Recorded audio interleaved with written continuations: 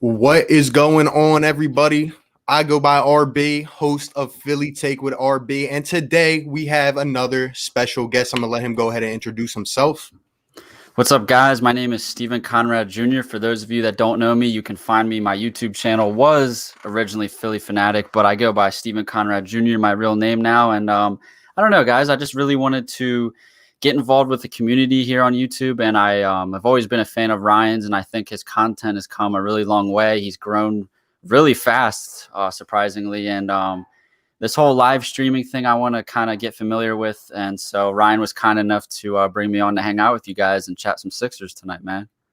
Hey, man, definitely. And just like Steven was saying, we're all one big family. Like I said, guys, we're going to bring more content creators on. We're going to talk Eagles, Sixers, Phillies, if they ever come back, and a whole bunch of stuff. But it's crazy, Steven. I actually used to watch your channel before I started YouTube.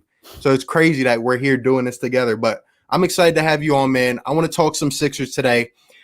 Let me know what's up, guys. How do you feel about the Sixers? That's how we're going to really start this off. But first, as I always like to do, let's see who's up in the chat, man. Who's the loyal ones here already? BPY, what is going on, my guy? What is going on? Tristan, Brokey, who's also my guy, Kahan, what's going on, bro? Tristan, RB, when a new season starts, do you think the Sixers should trade someone? Hey, we're going to get into all these questions, man. Just got to see what's up with the people. Rick, what is going on, my guy? What is going on? Murph the Kenzo, what is going on, brother? What's going on? Philly girl, what is good? Another Philly content creator who I really appreciate. She's on the come up, does a lot of good Eagle stuff. What is going on? My guy, Brendan Hopkins, what is going on? Started off with a nice fire, Brett Brown. And I think that's a good segue, man. But anyway, Steve, I want to get your first thoughts. I want to get your initial reaction. And everyone in the chat, how do you guys feel about the Sixers returning to play? How do you feel about the NBA saying, okay, we will be the first ones. We are coming back July 31st. Let me get your thoughts. Oh, I'm so pumped, man. I am dying. I'm literally I'm craving sports. Like, I've missed it so much.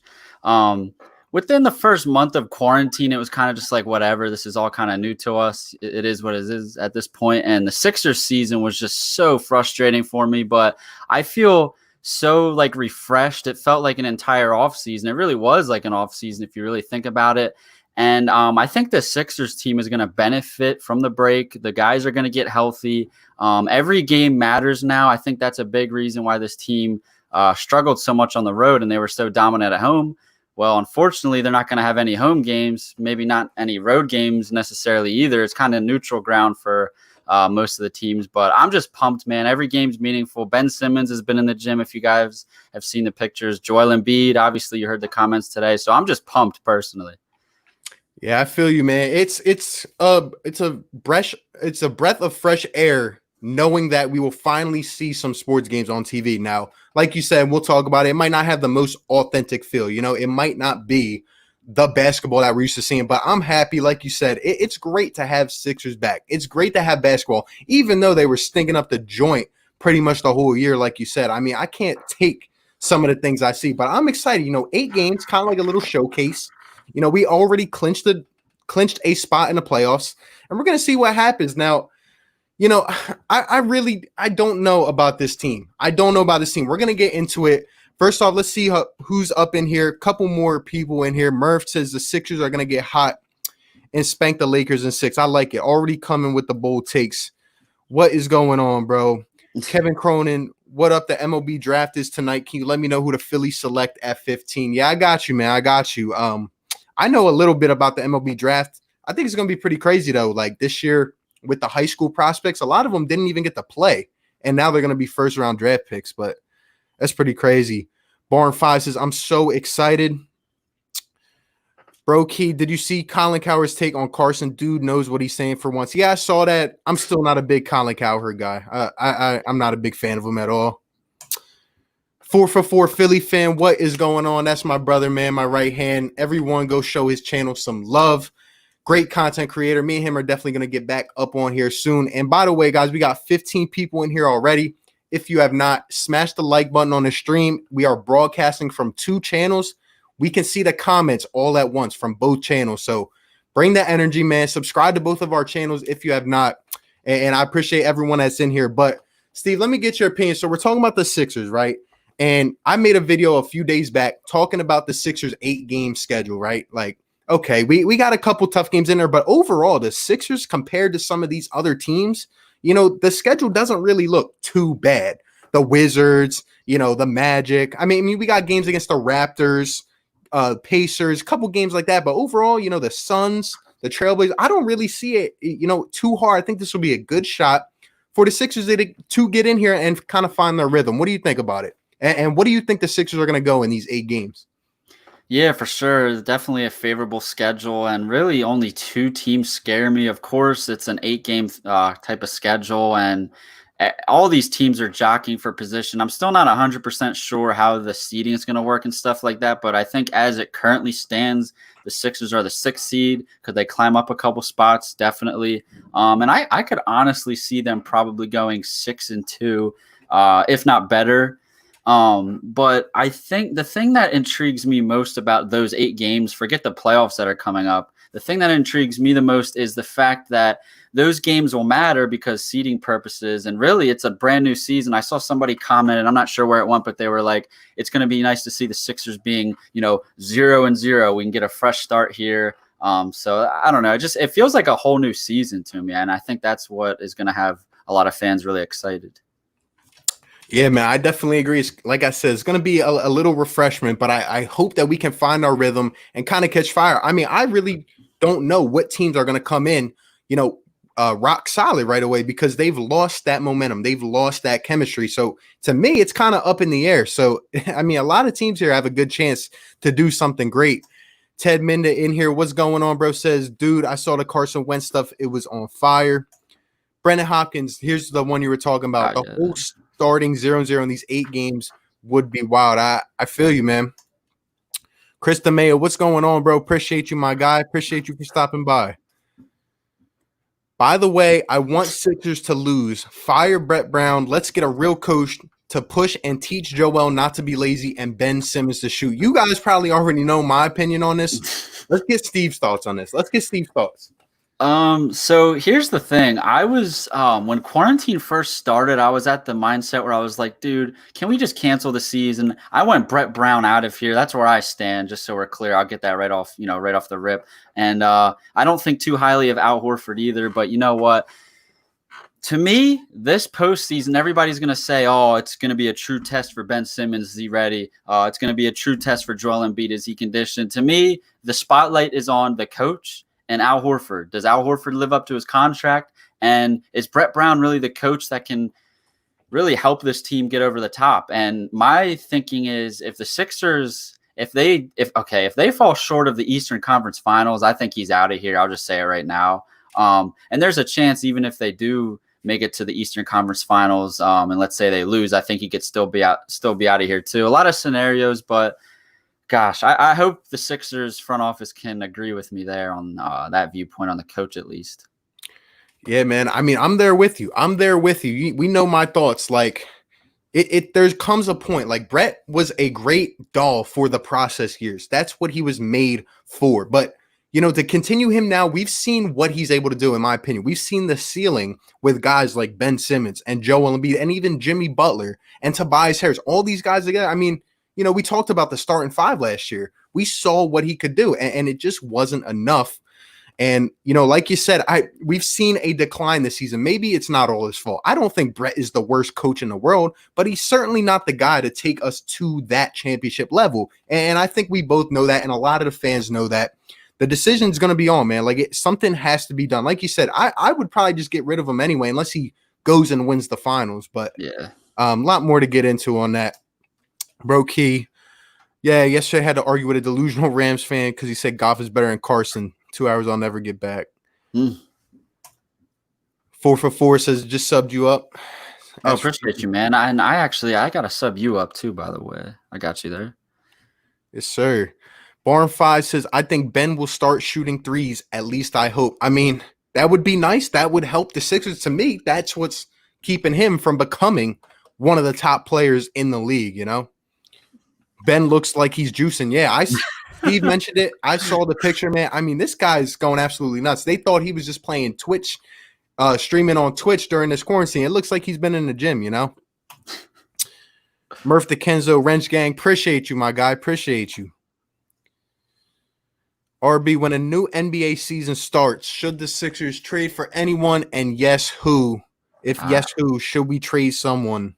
I mean, there's a lot that goes into that. I mean, I've made a few videos about guys we could potentially trade for. What I'll tell you is that I don't think the current roster construction is going to win a championship. You need shooting, and when the playoff comes, you need consistent shooting. Guys you can count on every single night. And to me, I don't think we have that right now. I just really don't. I agree. Who do you think the Phillies to select position? I really don't know. I'll tell you, we need some pitching now. 0-0 is scary for the Sixers. You just never know with them. Yeah, I agree. You know, 0-0 is scary for everyone right now. Everyone's coming in with a clean slate, in my opinion. But exactly. Brennan 100. I disagree with your Embiid take, Philly. Embiid talks too much, not much action. If he's really about to change, show it in the playoffs. And I agree with that. Embiid needs to step up. But at the same time, like, okay, Joel Embiid, he's not young, but he's not old yet. To me, he's kind of entering his prime. And we need a guy. I've always said this, guys. Someone needs to hold Joel Embiid accountable. Someone needs to hold Ben Simmons accountable. There's no reason with the tempo that this team can play at that we're running the ball up the floor and we're letting Joel Embiid lag behind and shoot a three with 18 seconds left on the shot clock. It just doesn't make sense to me. Do you agree? Yeah, almost entirely.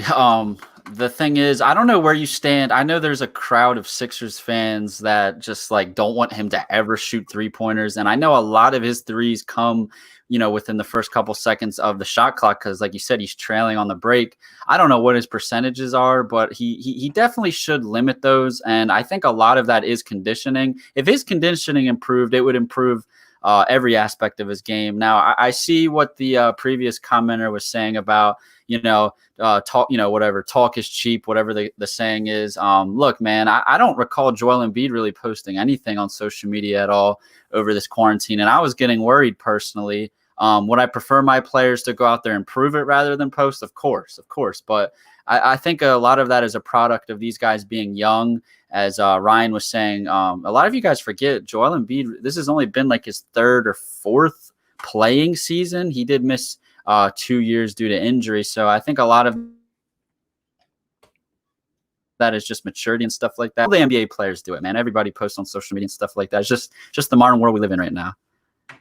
I completely agree. You broke up just a little bit there, but I heard exactly what you said, and I agree. Like, this is Joel Embiid. Like, he's still coming into his own. Obviously, he's not going to have as long of a tenure as some of these other guys because of the health concerns. But when he's at his best, and to kind of answer your question, I'm not opposed to him shooting threes, but they come in the right situations, Like, there shouldn't be a reason him or Al Horford are taking 7 threes a game. To me, it just doesn't make sense. And Ben Simmons is still not shooting a single shot. That's just what I'm going to leave that at. Yep. Philly girl just subbed you up. Shout out to her. Oh, guys, show her some love as well. A lot more content creators than I thought. I got you guys. Got you. Yes, sir. Ike says, what do you think on Ben Simmons' interview with Jackie McMullen? Do you think he'll start taking wide open jumpers to help Embiid out mostly on the post? Hey, I actually made a video about that. It was kind of like a 15-minute rant because of some of the things he was saying. Brett Brown asking Ben Simmons, should I bench you if you don't shoot? That's just ridiculous. Like, how do you guys not see that? Where's the accountability? Put your foot down, Brett. And do you have anything to add to that about the interview, or did you already make a video? As in the Embiid interview? The Simmons interview with Jackie McMullen. Remember when she was talking about his jump shot? It was like a month and a half back. Oh, yeah. Oh, that one. I mean, look, I'm like back and forth when it comes to shooting. Would I want him to shoot? Of course I would want him to. And I try. The thing with Ben Simmons is it just comes down to his aggressiveness and decision making. Like, you don't want him to just go out there to shoot just because he hasn't done it yet. I would prefer it in these 8 kind of like deciding seeding wise games, because honestly, if it comes to the Sixers, like, I don't care what seed we are heading into the playoffs. I think we can compete with anybody. I know our roster's not perfect, but you know what? The saying all season has been that this team is built for the playoffs. So if we end up facing the Bucks in the first, second, third round, I don't care what round it is. Let's just see what we got. You know what I mean? I think we can compete with anybody. I agree. And we're going to get to that in just a few minutes. We're going to talk about potential first-round opponents because I definitely want to get your input on that. Murph DeKenzo says, I think he's gone if we don't make the finals. Talking about Brett Brown. I agree, man. I agree. This one's for you. Do I do?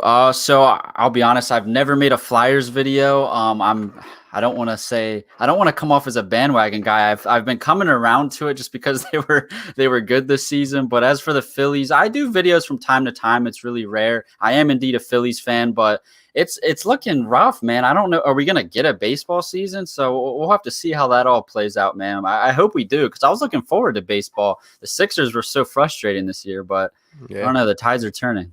I agree. Even if we win the finals, Brett is gone. That's a pretty hot take, man. That's a pretty hot take. Wow.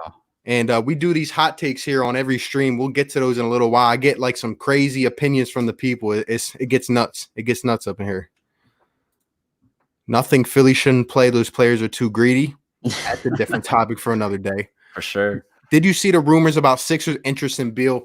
I don't believe that. I think honestly, any team would be interested in Bradley Beal, but what we would have to give up, to me, it would probably be one of the big two on this team. Yeah. This was my opinion.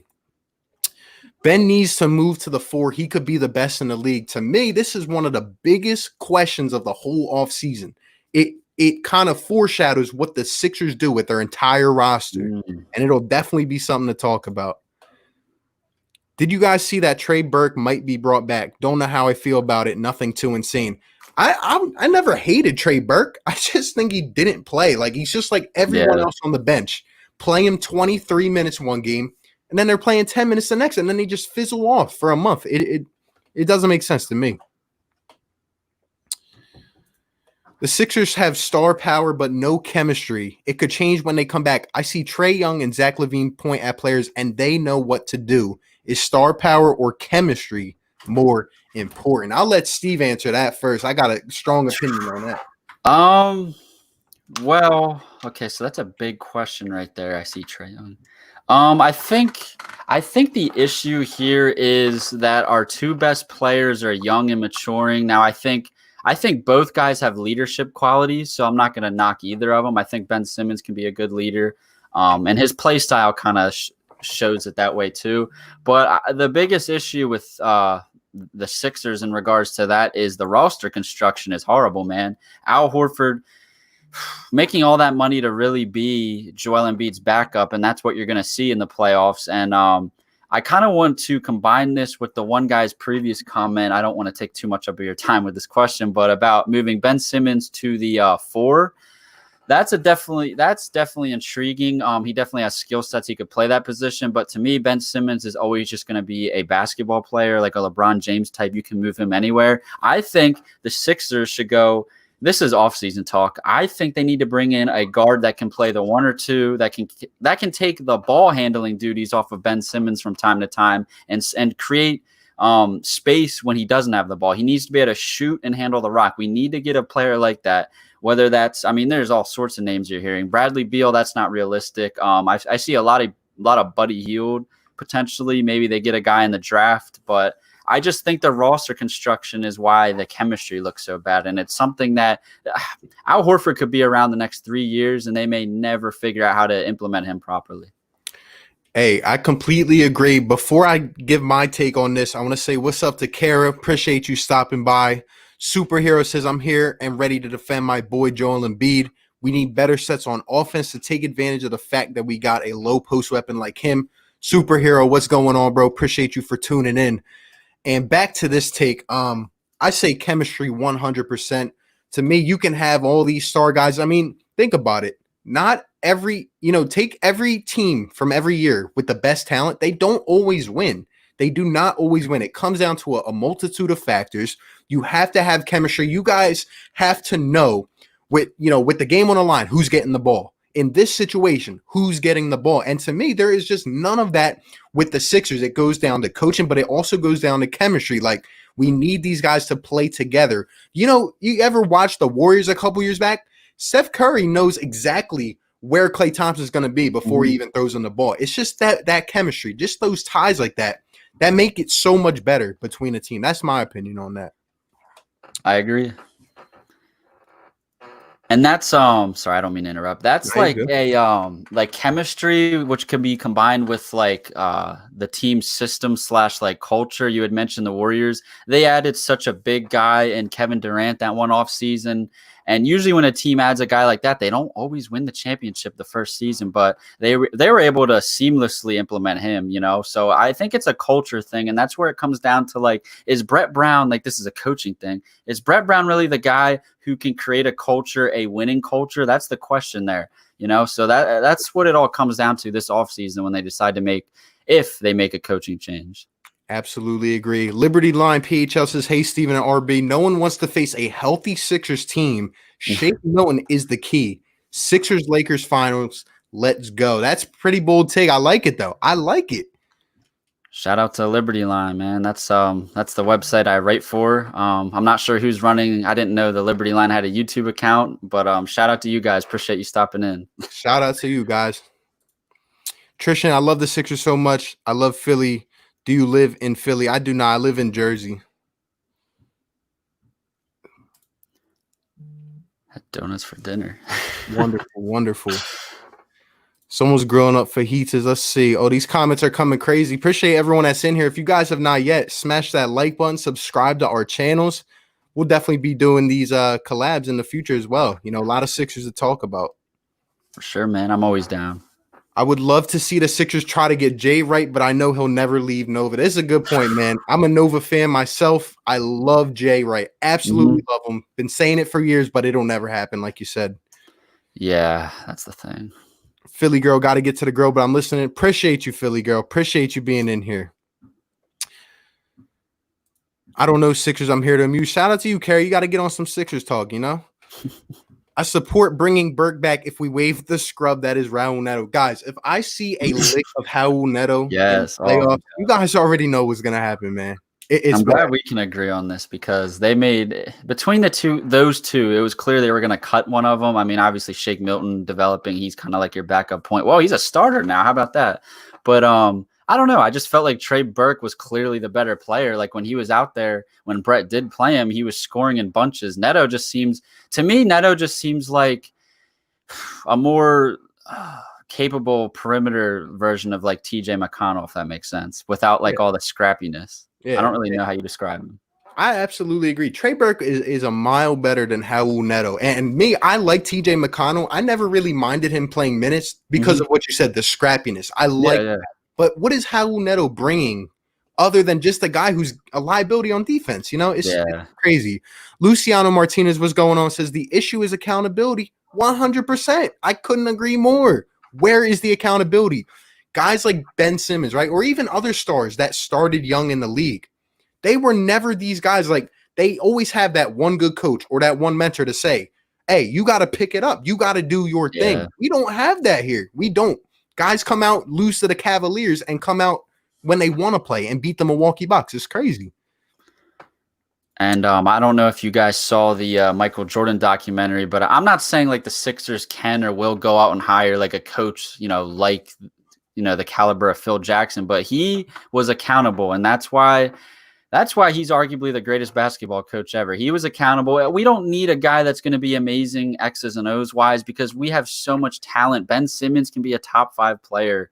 Joel Embiid, when healthy and conditioned, can be another top 5 guy. That right there will have them competing every single year. It's just you got to get the supporting cast and the coaching right. It can't be that hard. You got the 2 star players. Just figure out the rest.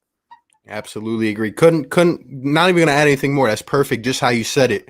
Brokey says Sixers need a 3-and-D type of player. We do, and I think we have one if he can get his form back in Matisse Thybulle. I think the kid is way ahead of his years. For sure. Ben could be a top 5 player. I've been saying it. Ben is a jump shot away from being a top 3, top 5 player in this league. Future MVP if he starts shooting the ball. There you go. Maybe even top 3. Superhero says, I think star power, chemistry are equally important, but the most crucial thing is depth. Think about how crucial the Burks Robinson trade was. That's because the Sixers didn't pick point guards and small forwards. I agree. I just think that even if you get these depth pieces, you got to use them the right way. You can't have Glenn Robinson III, getting a 15-minute cut in terms of playing time and expect him to still shoot 40%. Like, he has to get his feet under him. But that's just my opinion on it. Oh, and about that, I always forget we have Alec Burks. I personally really like his game. I hope he gets pretty good. Like, I'm sure the bench rotation is going to be really short, but I really hope he's one of the guys that comes off the bench. His skill set is going to be necessary in the playoffs. You'll see. Yep. At the 4, he wouldn't be expected to shoot threes. That's a good point, but at the same time, the way I feel about it is he needs to shoot threes to become one of the best players in the game. Yep. Like, I just. It's like you ever have something and you got to like mangle it to work a different way, and you're not getting the full potential out of it. That's how I feel with Ben Simmons. Like, we move him to the power forward. Great. He's going to be a solid player. You're right. But I still like him handling the ball. I want him to be able to shoot because I know if he does that, there's no one that's going to be able to hold him. Yeah. Yep. And we're not asking him to shoot like 7 threes a game. It's just like every now and then, because the open looks are always there. Just take them. You don't have to, I don't know what his percentages would be because we have yet to see that. But I mean, his free throw percentages have gone up. So I just think with some hard work and what really just game reps, it's going to take him to the next level, man. Yep, I agree. All players need to play well at the same time instead of one player each game. I agree. Guys got to be more consistent. They got to feel that groove out. Would love to see Buddy Hield on the Sixers. I think he's going to be a big trade target for the Sixers this offseason. Yeah. Our drafting is a big reason we're in a situation we're in. Jahlil Okafor, Michael Carter-Williams, Nerlens Noel, Dario Saric aren't Sixers. Fultz is a weird case. Yeah, I mean, you're not lying. Yeah. One game, Ben plays well, and Embiid gives BS points. Like, I'm telling you, that's absolutely right. And they need to be held accountable for that. They need to be told that's not okay. We know Joel Embiid can come out every night and put up 25 and 12. We know Ben can come out and put up 20, 10, and 10. They just got to do it. Like, they especially against bad teams. Like, you can't play down the competition. And you know what? To add to that, not just accountability, but like, whoever the coach is, you got to scheme those two to play well together. It seems like Brett, like I understand they're not the most perfect fit in the world, but those two are physically dominant. You just got to figure out how to use the two together. I feel like you never see a Ben and Joel 2-man game. It's always, Ben and a perimeter guy, Joel and a perimeter guy, like obviously Ben Simmons shooting would certainly help that, but there's ways to do it. Look back in history, Magic Johnson and Kareem, they figured it out together. Maybe not the most ideal pairing, because Magic wasn't like a knockdown 3-point shooter and Kareem wanted the paint, but they figured it out. You just have to do that. Yep. I mean, absolutely agree. We need someone like that that's going to hold these guys in their place. Hinkie might have set us up with a load of picks, but our decision-making with those picks wasn't just bad. It was absolutely abysmal. Yeah. Yeah. We still have Hinkie. We'd have a chip by now. Maybe. I mean, Hinkie took the hit. Hinkie took the hit. We know what happened. If we drafted even one average guard or wing that could be bench depth or starter material, maybe we don't have to make the Toby or Jimmy trades. Yeah, I agree with you, but at the same time, I don't mind the trades. I like Elton Brand's approach so far. This year obviously didn't work out as best as possible, but I just don't think he expected them to be used the way they've been used. But loss of JJ and Jimmy they're both bad losses, especially JJ. Goes underrated in my opinion. We need shooting. Ben needs shooters like Cove, Ilyasova, Dario. Agree. Campbell Wolf keeps putting this football playing here. It's pissing me off. Come on, Camo. Kara Poole. Rick Bennett says just subscribed. I'm guessing that's to you. Rick Bennett's a great subscriber, man. Appreciate it, man. Brendan Hopkins, nothing like a Mark Zumoff Raul Neto. Man. You're not lying. That's about the best thing that comes with Raul Neto. Yeah. And one more thing. Make sure if any of my subscribers are here in the chat, if you guys aren't already subscribed to Ryan, please do so. Please do that. I appreciate him having me on the channel, obviously. And yes, sir. Excited to talk some Sixers, man. Definitely going to keep doing this. Like Ben Simmons is a point forward. Ben Simmons needs an elite ball handling guard to play along him. The guard should be able to dominate the pick and roll with Embiid and be a treat to shoot. I couldn't agree more. Yeah. Couldn't agree more. That's it right there. You're welcome, guys. Love seeing everyone here all the time. Appreciate you for tuning in always, Philly girl. Appreciate it. I completely forgot about Raul Neto. I forget about him too. I forget about a lot of guys, because they just fizzle off into the bench. Which I don't mean to interrupt the flow you got going with the comments, but something that worries me is, like, I believe in Shake Milton. I'm a big fan of him and his skill set and everything like that. But it seems like every time he's gotten rhythm, I don't know if you remember early on in the season, he was playing good, heavy rotation minutes, and then he got an injury, and just like that, Brett kind of stuffed him at the bottom of the bench, and it took him a while once he came back from the injury to get in rhythm. But then, he was dropping, 30 points on the Lakers one night, and so he was averaging like 20 points a game. I just hope this time off he's able to keep that hot streak going. But I think, I don't know, being in the starting lineup may help his confidence, so we'll see. Yeah, if he's in the starting lineup. We'll get to that in a second. I got some strong input on that. Philly Jim, what's going on, says, I mean, if you think Neto is a liability on defense, then McConnell also is. That's why he was unplayable in the postseason. I completely agree. Yeah. I don't think McConnell should have played the amount of minutes he did in the postseason. But again, that's up to Brett. And I just like his tenaciousness just as a person. I like that about sports. J. Rick, what's going on? A Cowboys fan, but an objective Cowboys fan at that. I appreciate him. That's my guy, man. Subbed up. Let's go. Trust the process. Eat donuts for dinner. Interesting. Interesting. Jay Wright, 11 mil. Bring them in. And guys, I'm trying to get to all these comments. You guys are bringing a lot of heat right now. If I don't get your comment, just comment again. I got you, man.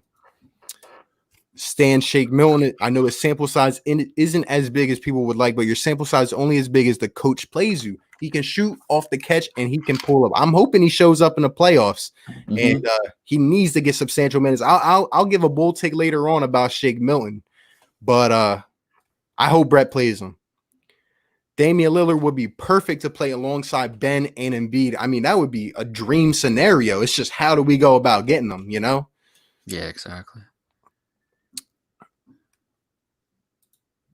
Shake's really the only guy on our roster who can shoot on and off the ball, is a good handler out of PNR with solid court vision.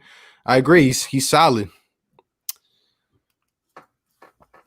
Imagine giving Matisse the 7 foul rule they were thinking about implementing. Matisse, yeah, that's the guy right there. Such a good defender, man. Such a good defender.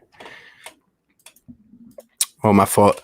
Bergang 114, appreciate you, man. Another content creator on the come up. Appreciate you tuning in. Is it Friday already? Yeah, man. We're going to talk some Eagles on Friday. Don't worry. Don't worry. I love Raul Neto because I had a substitute teacher in middle school with the last name Neto, and I also have a Raul Neto t-shirt. That's crazy, man. Raul Neto t-shirt. Wow. Man, hope you didn't buy that yourself. Gutsy, man. Wrench Kang was going on. Dame Lillard would be perfect to play. Yeah, I agree. It's a dream scenario. I mean, the more realistic option from the Trailblazers would be CJ McCollum. And I did a video about that, but Dame Lillard, we can get him for a couple first rounders. Hey, count me in. Shoot, that's the best point guard in the game, arguably. Yep. Ben Simmons is a point guard. He is most motivated there. I agree. I like him on the ball. Jay Rick, appreciate you, my guy. Appreciate you. He'll be able to handle the ball at 4, aka Blake. The big advantage of Ben being a power forward is you can unleash his screen and roll game, and frankly, it's better having him start from 17 feet than 30. Hey, I'm not opposed to that. We can put Ben in these different positions, It's just, is he going to be motivated, and is he going – like, I feel like Ben Simmons sometimes gets a little bit lazy on the offense. Not really his fault, but, like, we don't have that identity. That's just how I feel. Yeah, exactly. And he doesn't know what to do when the ball's not in his hands. And that comes down to the coach and accountability, like we were saying. As far as him playing the 4, maybe not like a permanent change, but like you saw it this season in doses. I remember the Brooklyn Nets game. He was playing, I guess, that 4 or 5, whatever you want to call it. And man, he was dominating, in the pick and roll game. But that's because they had Shake Milton. Shake Milton, I'm not going to bust on him. He's a quality player, but just imagine filling in Shake Milton with like a true starting point guard, all-star caliber guy, and that would really unlock Ben Simmons at the 4. Yep, I agree. Screens for days. Every time Ben gets a screen, it literally ends in a dunk. Yeah, he can do so much. I'm telling you, he can literally do anything. Like Steve was saying, he can be that LeBron type player. Yep. Joel likes to handle the ball a bit up top. Give him a screen. Yeah, I mean, I don't want Joel to be up top too much, though. He hit that 1-3 off the dribble against the Hawks, and now everybody thinks he's a point center. Yeah. Would you have given up that early on Markelle Fultz? Me personally, I would not have. I don't like how that whole situation ended. I felt like he, disappeared come playoff time, and I didn't understand why. Like I said, Brett Brown doesn't like to play youth in the playoffs. I don't know why. Yeah, I was one of the few Fultz stands for a while. Everybody was hopping off the bandwagon, and I think a big issue was that this front office rushed so fast to win. They made the Jimmy Butler trade, then they made the Tobias trade, so there was no room for Fultz here. They were all in on winning. They didn't have any more time. Yeah. Go James, what's going on? This man always comes in the troll, says trade Simmons. No, definitely not. Dude's a defensive player of the year, can still do it there at the 4. We need a 2-man game. Yeah, man. Bird Gang just subbed you up. Appreciate it, man. See, here's the thing about that playoff run 2 years ago. Yes, we can build around Ben and shooters, but Ben himself doesn't have the game to take you off the top of the key. I agree. He doesn't have it yet, but he can develop. And I think, like you said, it just goes down to the coaching. Got to get this guy out of his comfort zone a little bit. He literally admitted in that Jackie McMullen interview. He's just a little on the shy side. He doesn't want to mess up.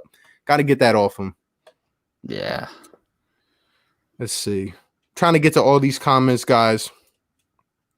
This is bold, but I think outside of JoJo and Ben, Matisse could be the most important player this postseason. I agree. His defense is there. He's the game.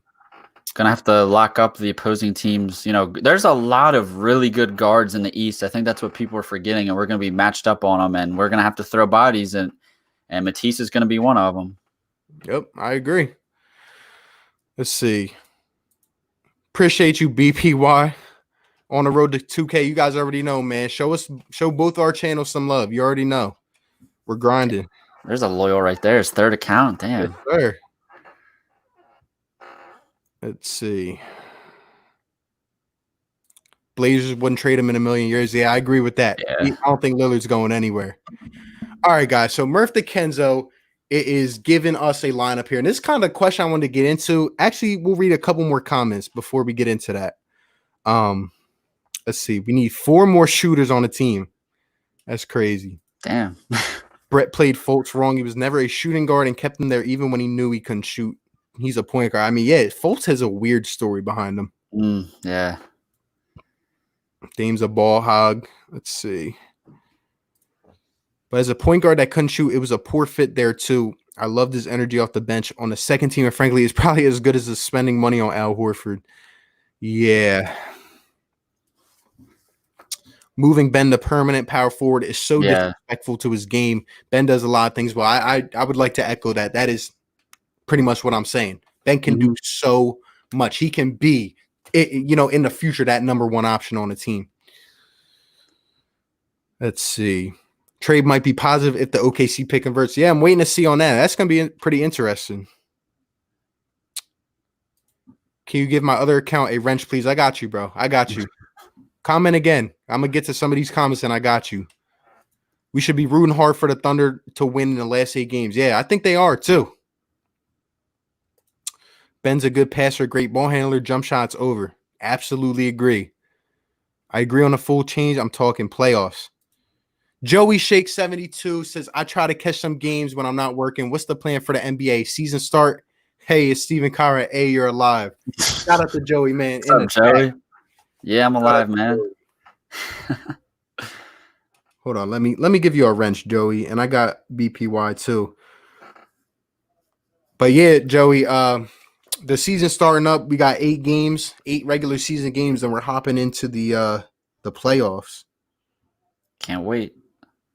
And then before you know it, this is the thing that's crazy, man. We're going to be going from literally no sports at all to watch to the NBA postseason. It'll be going on when the NFL picks up, man. That's going to be, talk about content, talk about stress levels, man. You're going to have an Eagles game, and then, well, knock on wood, the Sixers are still alive in the playoffs.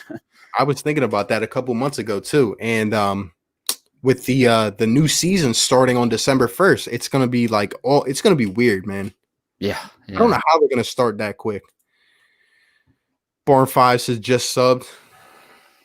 Appreciate it. I'm assuming that's for me or you. Or? Yeah. Barn's a loyal subscriber, man. Appreciate him. See, I need to live stream more so I can get familiar with the people that are subbed. Like I see Yeah. the comments on my videos, but like you kind of forget. Yeah, we definitely gonna be on here, man. I'm gonna keep it a bean at least. We don't have Jim Boylan. That'd be a disgrace. Bro Key says just sub to you. Wow, appreciate it, guys. Brett Brown doesn't utilize the roster or the playbook. Yep. Exactly. You guys are coming crazy with these comments. I'm trying to get to my lines, but hey, we're gonna keep reading them, man. Appreciate everyone in here. What would you think a fair trade package for Embiid would be if they eventually decide to go that route? I don't want them to, at least until we see a new system, but it would be a boatload. I'm telling you that. I'm thinking an all-star and some picks would be the start. I don't know where you go from there. Yeah, it depends what team. But yeah. Superhero, I apologize for some of my comments. No. Don't apologize, man. I appreciate your input all the time, man. Great insight. Just keep it coming, man. Yeah, I like what you've been commenting, Superhero. A lot of your things were kind of what I was trying to get off of my chest, actually. Would you trade Embiid or Simmons for Tatum? No, I would not. No, I would not. Philly girl, I got you. 22 people in here, guys. If you have not, like up the stream, sub to our channels. Appreciate you guys.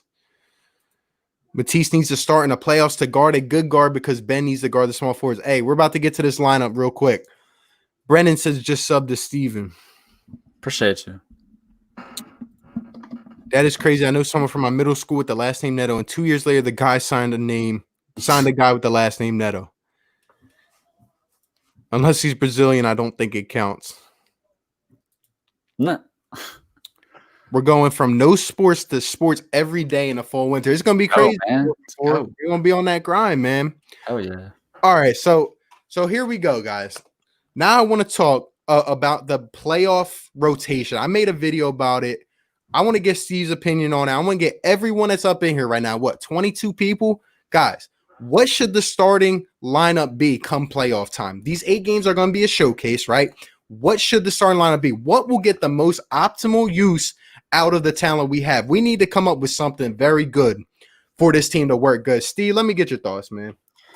So I think I would definitely move Al Horford to the bench, and I would bring in, I think the most reliable guy would have to be Shake Milton, man. He was rolling.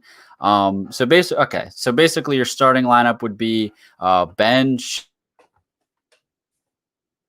Shake, Jay. That's the key. I think a lot of people forget that. I think Tobias Harris at the power forward spot instead of small forward does him wonders. He's going to have much slower guys on him, and he's going to have to defend slower guys. So I think that can be a matchup that can be exploited. And then obviously Joel Embiid at center. Al Horford coming in off the bench for Joel Embiid will do wonders. That's what we brought him here to do anyway. And then as far as the rest of the bench rotation, definitely Matisse for his defense. And then I would probably say, am I missing? Oh, this is where it gets interesting because you got Alec Burks. He could definitely come in and give you a scoring punch. And then you got Furkan Korkmaz, more of a spot-up shooter. So I think a lot of that depends on how the game is going and matchups and stuff like that. But that's where I stand. So your starting 5 would be Ben, Joe, Tobias, Jay Rich, and who's the 5th one? You kind of cut out a little bit. I said Shake Milton. Shake Milton. Okay.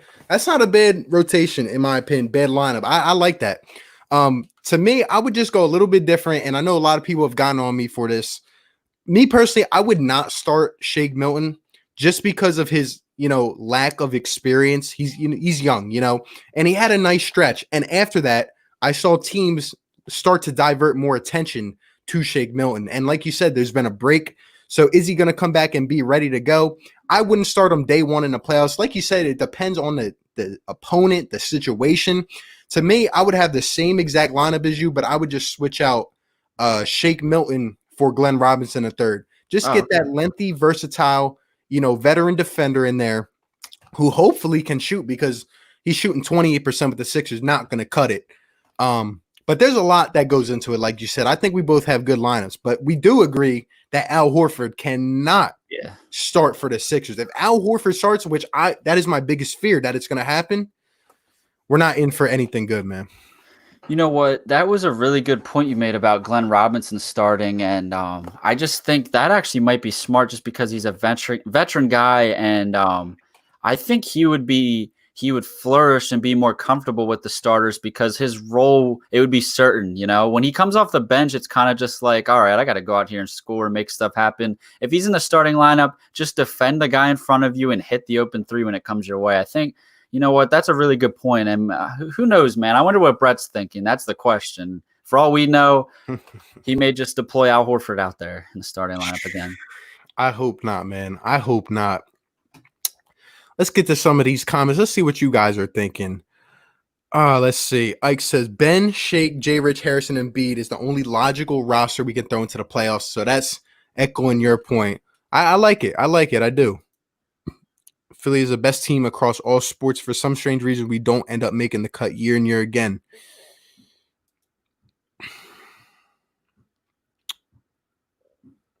Oh, you're talking about the draft. Okay, I got you. We won't get to that, man. Shake, Jay Rich, Toby, Ben, and Joe. So the same thing, just so you don't have to get backtracked. Hey, true. I'm not mad at it. Great question right here. Will it be beard or no beard in the playoffs? I'm going beard. I'm going beard. Can you look at my comment on your video? I commented about 15 minutes ago. I got you. I will. Let's see. Where the lineups at? Ben, Jay, Rich, Shake, Toby, and Joe. So everyone's saying the same thing.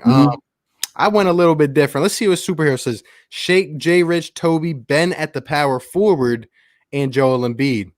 Okay. Damn, so I'm assuming he means giving Shake like ball handling duties on top of starting. Damn, I don't know. Yeah. The lineup for playoffs should be Ben, Shake, Jay Rich, Harrison, and Embiid. What I think it will be is Ben, Jay Rich, Toby, Al, and Embiid. And that's a great point, 4 for 4. I completely agree. What I think it should be versus what it will be is two different things. And I mentioned that in my video. Like you said, I think Al is going to end up starting, and it pains me to say it.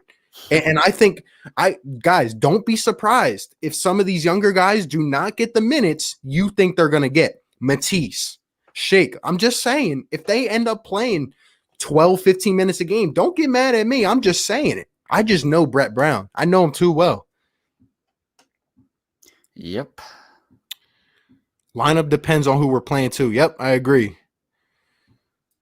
Ben, Josh, Matisse, Tobias, and Joe are the starters. There's a different one. So you want Matisse and Jay Rich. Hey, I'm not mad at it. A defensive lineup right there, as long as we can play defense.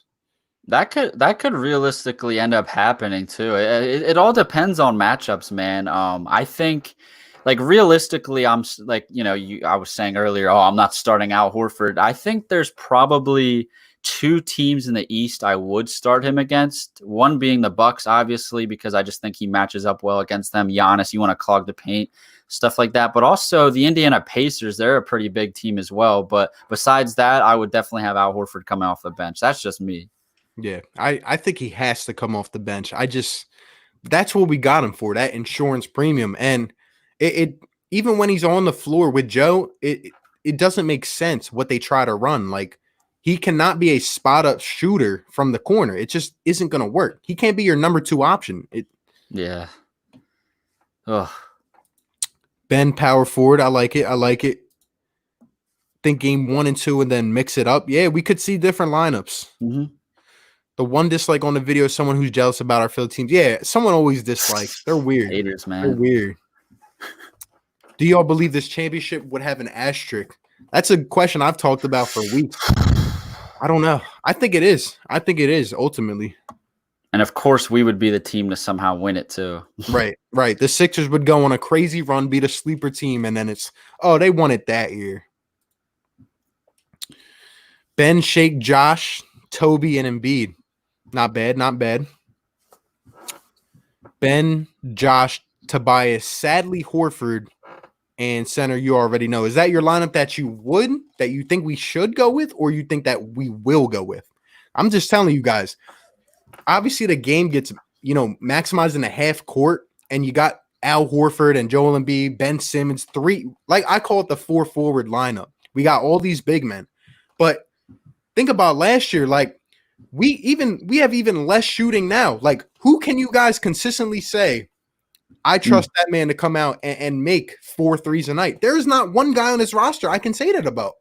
I can't trust Tobias Harris to do that because one game, to me, it seems like either we're all clicking together or guys can't make a 3-pointer. I can't consistently say I trust Al Horford to make threes. Tobias.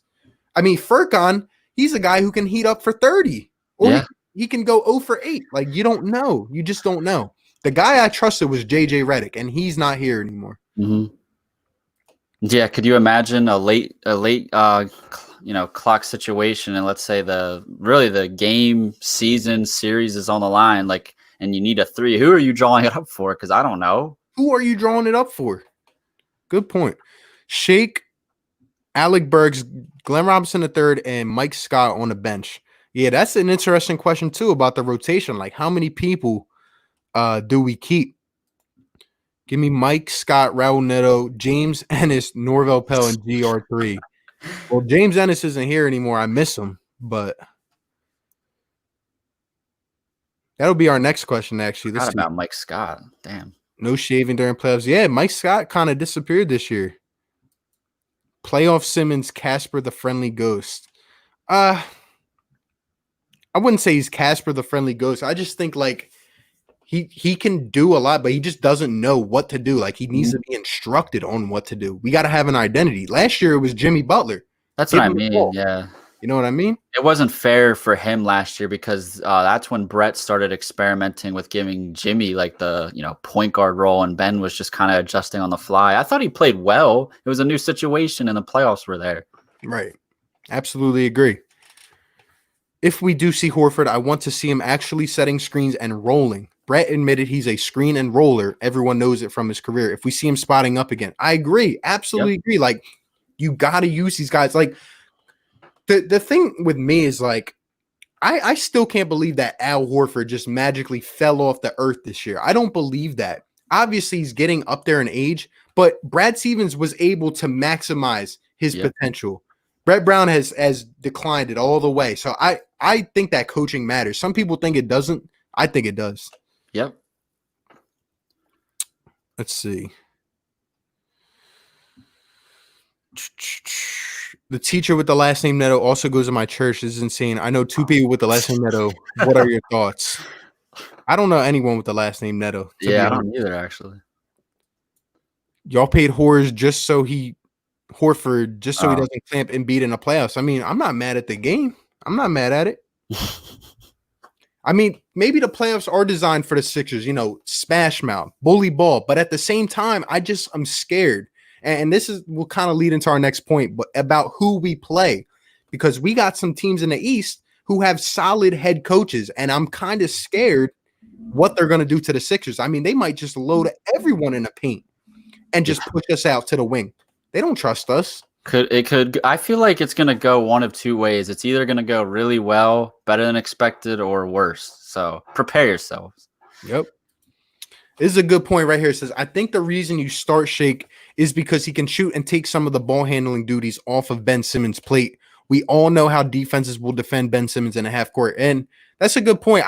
My question to that would be, then how are we going to use Ben Simmons? That's a big question coming into the playoffs. Mm-hmm.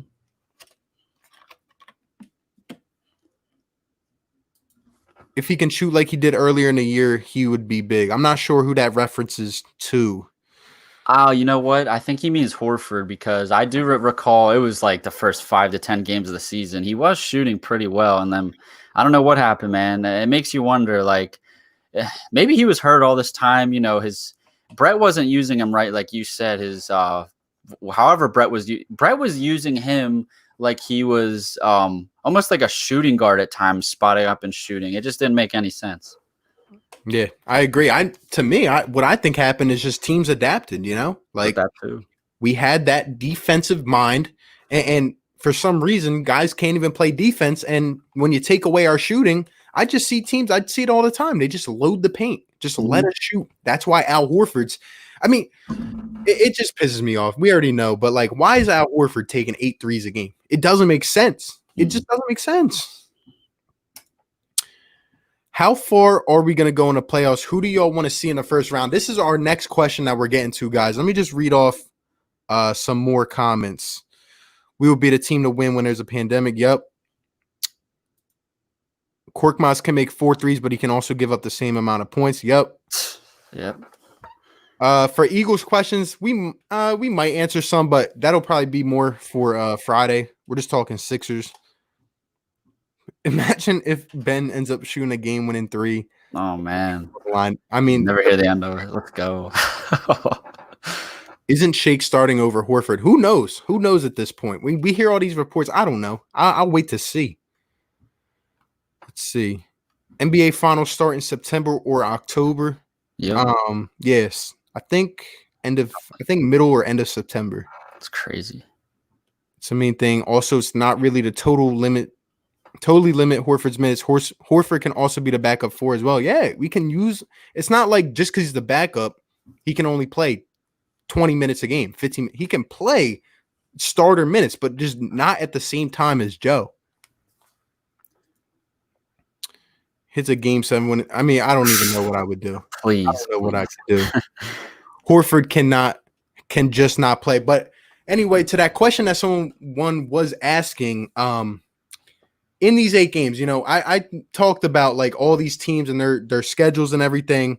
At this point, guys, who do you think is the most, optimal matchup for the Philadelphia 76ers in the first round?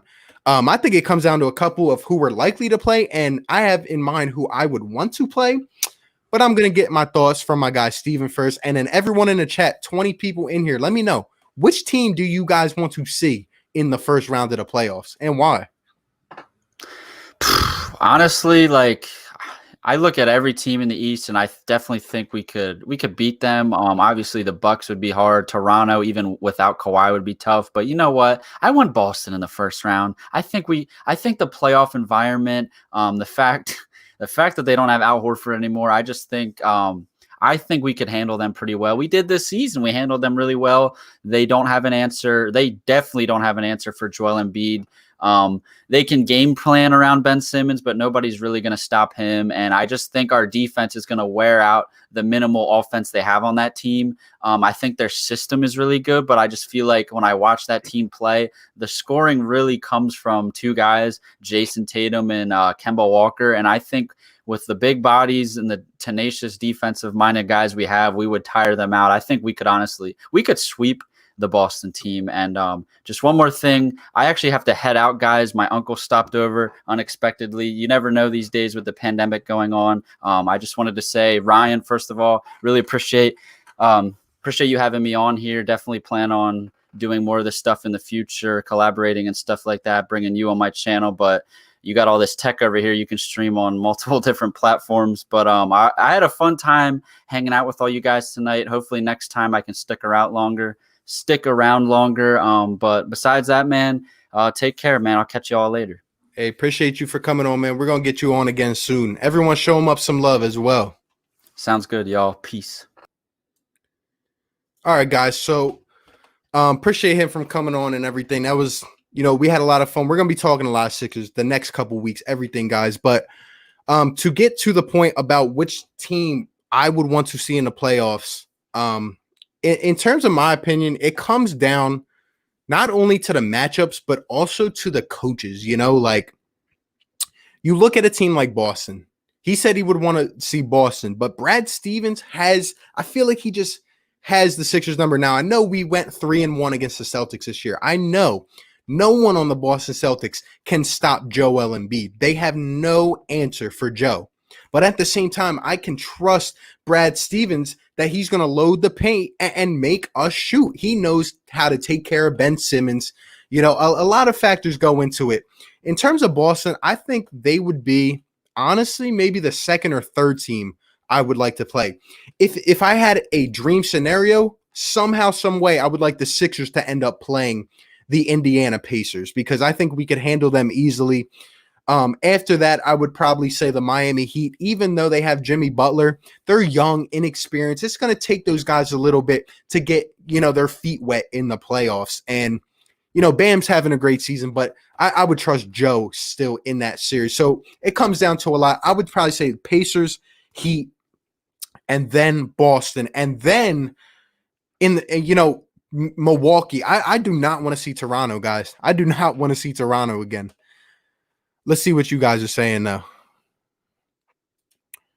Honestly, this is how I feel about the Sixers. If they win this season, I don't care. Give me a championship any way you want. They win, I take it. I agree, man. All right, so Superhero says Boston Celtics. I like it.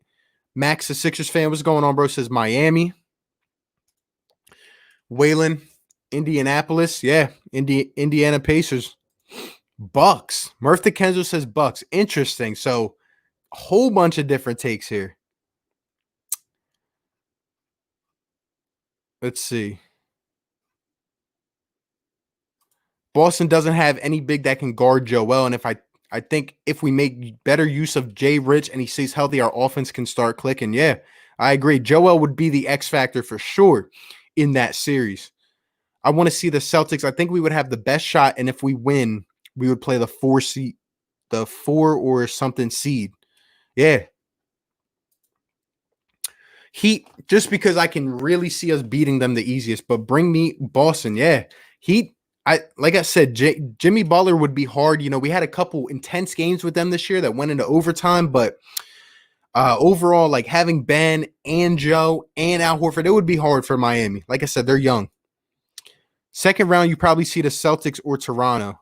Yep. Boston.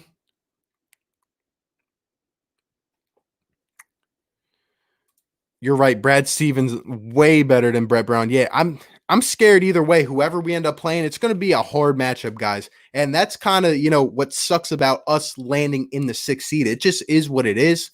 I think in these 8 final games, we might be able to climb up to the 5th seed, possibly. But overall, I think it remains the same. And maybe we jump up to the 5th and play Miami. But to me, it'll either be Miami or Boston, to be honest. Unless some team just, doesn't have any momentum, they just tank out. Indianapolis. True, the Pacers would be the best case scenario. Yeah, I agree. It would kind of be hard for that to happen. First round Bucks, get it out the way. Make or break. Yeah. We'd have to drop all the way to the 8 seed. Can you imagine if this? I don't even think the Sixers can drop to the 8 seed, to be honest. Hold on. I got the standings up here. Yeah, we're like, 9 games in front of that? Milwaukee will walk to the finals. Yeah, I thought they would too. This is their year, in my opinion. But now, given this whole situation, I don't know. It kind of gets rough. I could see some sleeper teams making a move. I really could. I want some revenge on Toronto, and so do I. And I feel like without Kawhi, we could beat the Toronto Raptors. But it's just for some reason when we played them, it's crazy. Like, look at their defense this year. Even without Kawhi, they know how to play defense, man. Actually, I want Miami because I want that revenge tour on Butler. Yeah, I would like it. It would be pretty crazy, man. Max, 8 games, and after 3 months off, there's no guarantees this year. Exactly what I was saying. Just like Murph said, there's no guarantees. I could see a team looking at the standings. I could see the Indiana Pacers making a run. I could see Brooklyn, Orlando. Imagine Orlando, if you want to call it a home court by any chance, Orlando making a run. Like, imagine if they were to take a couple from Milwaukee in the first round. Things kind of get, that fine line. I don't know. It's going to be crazy. Miami has a lot of shooters, though, and we don't have as many shooters. That's why Miami was able to blow us out a couple of games. Yeah. I do agree with that, but like I said, I think it's just a little bit different in the playoffs.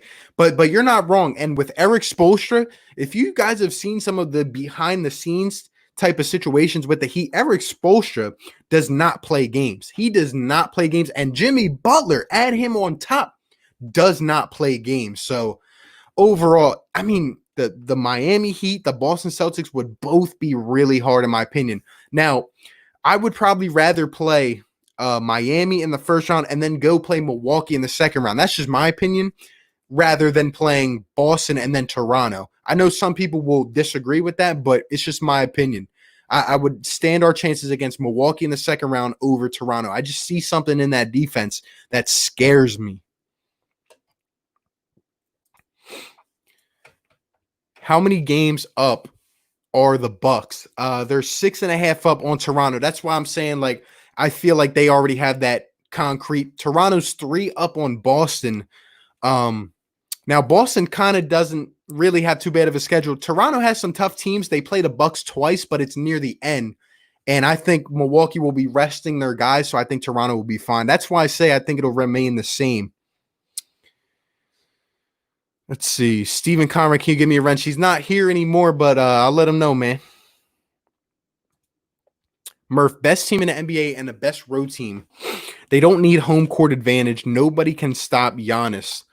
Well, Giannis doesn't have the best jump shot yet, and it all depends on the scheme. Like, Giannis goes up against Nick Nurse and them boys again. They if you watched that series last year, I believe it was Milwaukee that went up 2-0, and then we saw that adjustment by Nick Nurse. The way they just harassed Giannis for the rest of that series, we saw what happened. Only reason us Raptors are doing great is because of Nick Nurse. Yeah, it's crazy. You lose Kawhi Leonard.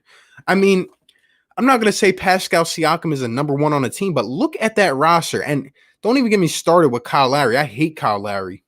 But how is that team? How are they 46-18? It's crazy. Nick Nurse is a heck of a coach. Heck of a coach.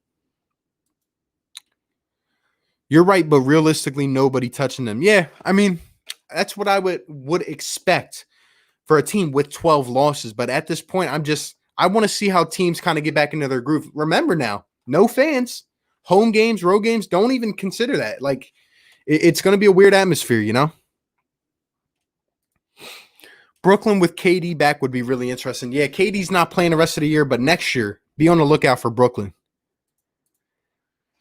We could win any series if Ben shoots the ball. I'm not disagreeing with that. We could win a series, but I just don't see it. I just don't see Ben shooting the ball. Hot take: first round Sixers versus Bucks W. Round 2 versus Pacers, Boston, and then Clippers. That would be interesting. I don't think it would happen in that order, but I like it. I like it. We're gonna get to some bold takes in a second. Phillies are on the clock, just to let you know. Going to keep everyone updated. I appreciate that, man. Like I said, I know a little bit about the MLB draft, but in terms of everything, like, it's just been a weird year, and I haven't been able to look at all the prospects, especially because a lot of them aren't playing from high school.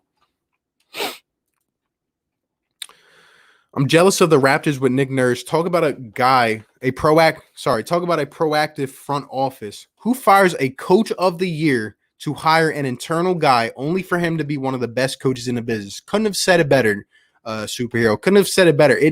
Crazy, right?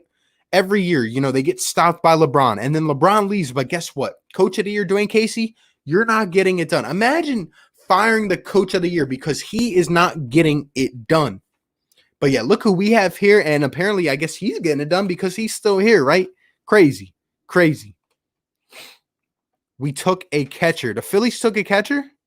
Oh my gosh. I'm not even going to speak on the Phillies right now. You guys don't want to get my blood boiling, do you? Catcher, really? A catcher? JT Realmuto? Come on, man.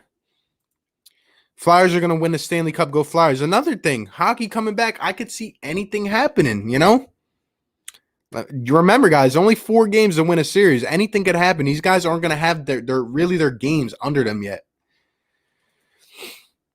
Yeah, they're locked in. We may move to 4 or 5. Yeah, agree.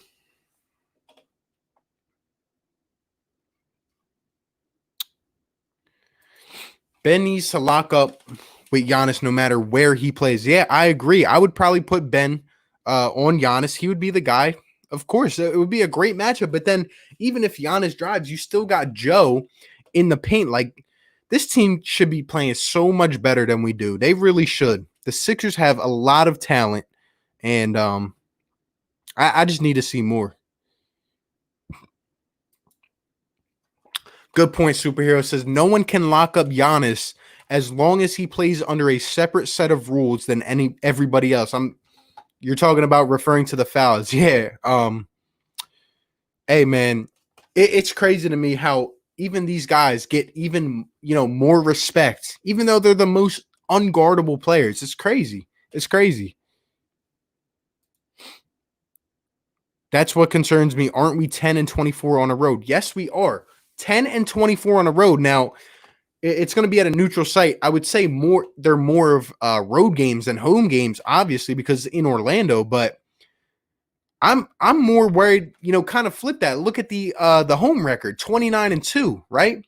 And now we don't have that energy, that passion. We can't say that we're going to come back for games 3 and 4 and light it up at the Wells Fargo. We can't really say that now. So it's like it's going to be a weird atmosphere. I really want to see how it plays out. But it just doesn't feel it just doesn't feel like it's going to feel authentic, in my opinion. For everybody, I'm a Raptors fan. Sorry, but I'm always loyal to my birthplace in Philly. I like it, man. I like it. Little sketchy there, being a Raptors fan, but also being a Philly fan. But hey, man, I'll take it. I'll take it. You're a real one. Let's see. Last time Phillies took 15, they took Chase Utley. Chase Utley's my guy, man. My role model. But yeah, guys, we got 18 people in here. 18 people in here. If you guys have not yet, like up the stream, subscribe to the channel. Appreciate everyone that's in here. I'm grinding for you guys, man. I've been trying to grind this whole quarantine. Now we got basketball coming back. I might even do some Flyers stuff because the hockey season's come back. Who knows about baseball? We've covered a lot of Eagles stuff. I'm just an all around Philly fan, man. I'm trying to grind for you guys, bring out some good content. We got some good Sixers videos coming, even more in the next week. You guys have been showing a whole bunch of love, to the channel. Let's see.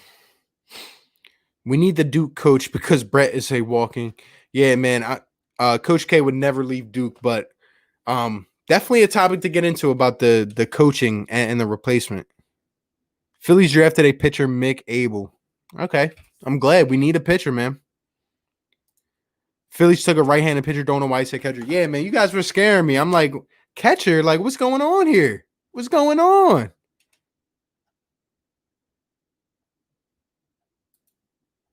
Really only 2 here.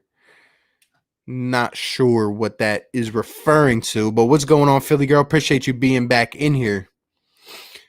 Let's see.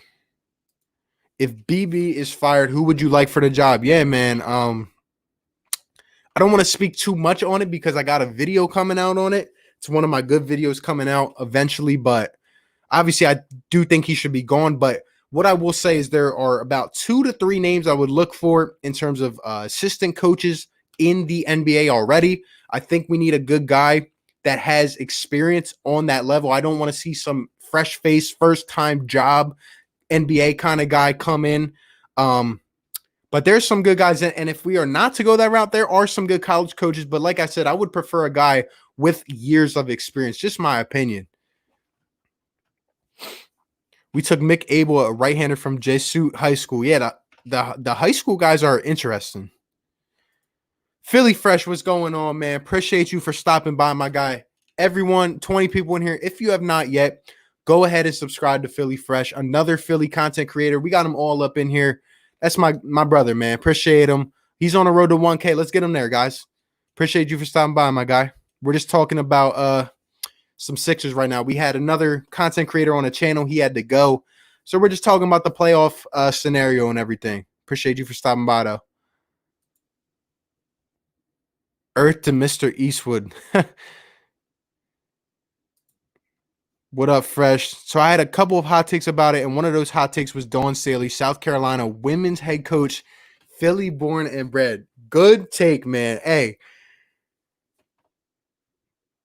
Yo, we're about to get into some bold takes, man. Are you Mets and Philly fam? Is that referring to me? I don't like the Mets. No, all Philly, all Philly. Where's Philly girl at? Hold up. I don't even see her comments coming up in here. That's weird. Hold up.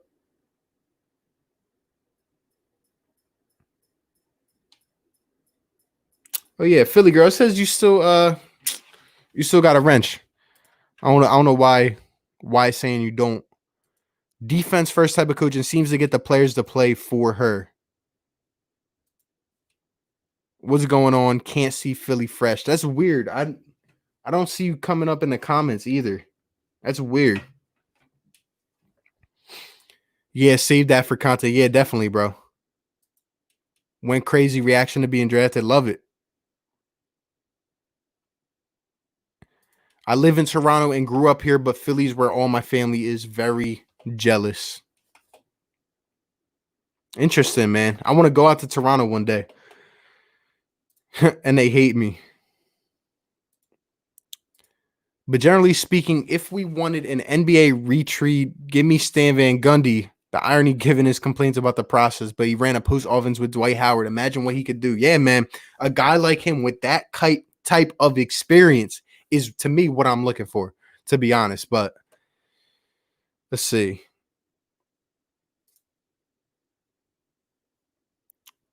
With Joel, yeah. Man, was I blocked. I don't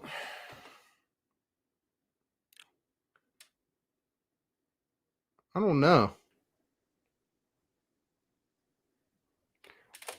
Check if you were in the other chat, like Kara said right here. Someone's got me blocked. That's weird. Hey, if there's any moderators in here and you're blocking people, like Philly girl, come on, let's cut it out. Let's cut it out. Come on, guys. I can't see. Comments are getting deleted for Philly 500 streams. Yeah, I've seen that. Come on, I don't want to have to be that type of person, you know, like to like not give wrenches and all that. That's weird.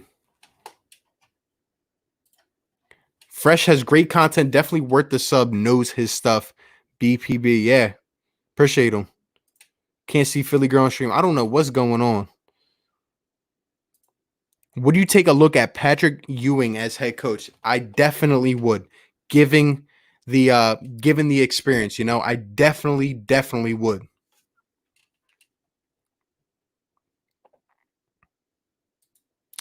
Four for four Philly fan. I gotta go, man. Great stream. Looking forward to getting back into it soon. See you, everyone. Definitely, man. We're gonna get you up on here. Appreciate you for stopping by, my boy. Be sure to show him some love as well. Can I get mod? I'm not gonna give any out at this time just because I don't know what's going on. Like Philly girl can't even see her comments. Oh wait, here we go. Now I see Philly girl's comment on here. I guess someone timed her out or something. This is weird, man.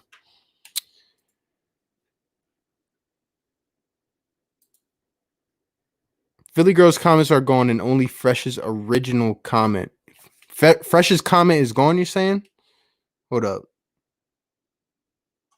Oh, wait, never mind. You're in the wrong stream, Philly. I got you. All right, guys. I got you. So we got, what, 17 people in here? Shout out to everyone that's in here. At this point, guys, let me get some hot takes. Let me get some Sixers hot takes. We're always talking about these Eagle hot takes, man. We got another stream coming on Friday for sure. I'm going to see if I want to do that with someone else. But at this point, let me get some hot takes on the Sixers. I'm going to wait for you guys, man. And then I'll give a couple.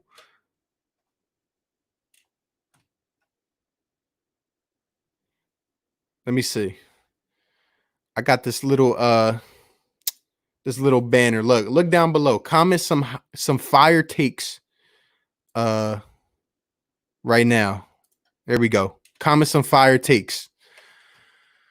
All right, guys. So for my first hot take, regarding the Philadelphia 76ers. This is what I was talking about before, and it's kind of, I don't want to be negative in a way, but at the same time, I'm going to try my best not to be negative. But my first bold take comes down to Brett Brown. I could see this man going down to a 9-man rotation and leaving some of the youth off the playoff roster, maybe Shake Milton or Matisse Thybulle, or maybe even a guy like Korkmaz. I could see it happening, and it kind of scares me. That's my bold take, that Brett Brown ends up, blowing our minds and going to the 9-man rotation and having a bench of guys that are just depth pieces but can't really shoot, like Mike Scott or some of these other guys, maybe a Kyle O'Quinn, something like that. That would be my first bold take. But I'll give something more positive. I'll say for my bold take, I'll say Ben Simmons comes out and shoots a 3-pointer at some point in the playoffs. Maybe he's been working on his jump shot. All right, we've seen him playing Twitch games. Maybe he comes out during, a first round series. We're up 3-1, up 20 points in the fourth quarter. Maybe he comes out and nails a 3. Maybe that'll be my hot take, my second one. But let's get some of these in the comments, man. Got you. I'm not on YouTube to compete with anyone. I just love Philly sports. I'm right there with you, Philly girl. Absolutely agree. Hot take, Brett Brown smokes Reggie. Hey, I wouldn't be surprised, man. I wouldn't be surprised. Hot take, Embiid averages 27.8 in the A. I'm not sure what that means. Do you mean like the first round or the playoffs? But hey, if Embiid comes out and he's on his game and he's just completely dominating, like I said, guys, said this in a video yesterday, there's really only one, maybe 2 people that can stop Joel Embiid when he is in his element, but he has to stay in his element. He got to keep grinding, get down to the post, feed him the ball, and let him go to work. Let him go to work. And if they bring that double team or that triple team, someone has to be ready to catch and shoot and nail a shot. That's really just what it is. Hot take, Ben breaks most 3-pointers in a game. Screenshot this as you want. Hey, you're getting real bold tonight. Getting real bold with the takes. So I can see us toying with a Burks, Korkmaz, Milton, Harris, and Embiid for a few minutes a game and a bomb from 3. Yeah, that'd be pretty crazy. I guess Shake handling the ball, maybe some Alec Burks in there. To me, guys, the real thing is like, we really got to be on our toes. And what I mean by that is like Brett Brown needs to make these adjustments like that. Like we come out first round of the playoffs. Like I said, guys, I don't really trust anyone to consistently shoot for the Sixers, right? But say we come out and Furkan goes 0 for 5 right away, get him out. Just get him off the court. It's not his night. That is the kind of guys we have here. Matisse comes out. Obviously, you need him for defensive purposes, right? But if he comes out and he can't hit a lick, then just stop giving him the ball to shoot. That's just what I see in terms of these guys on the court,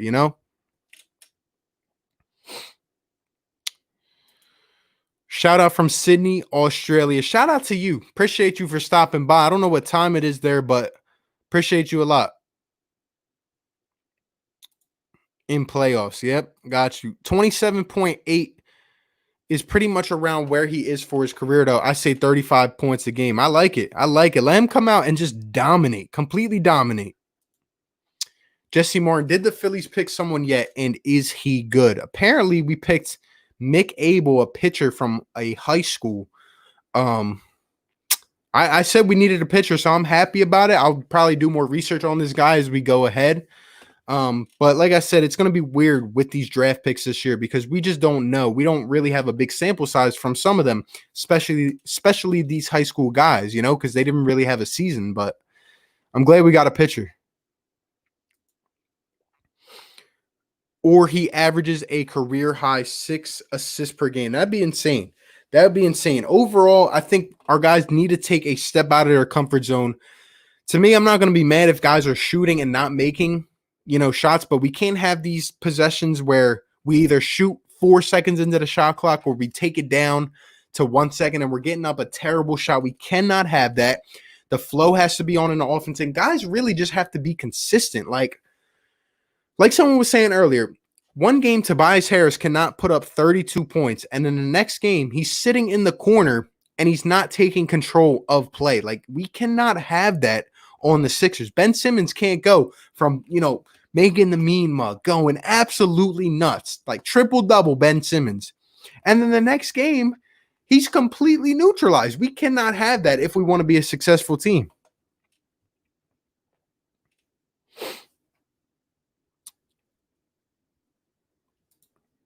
The problem with this team is they shoot 43s a game and make like 16. Yeah, like if it's not going to work, okay, bring it inside, but we have to play defense at the same time. Like this team's supposed to be a defensive, ultimatum, and we can't even. Al Horford's watching guys go right by him. He's just looking at them go up. It's crazy.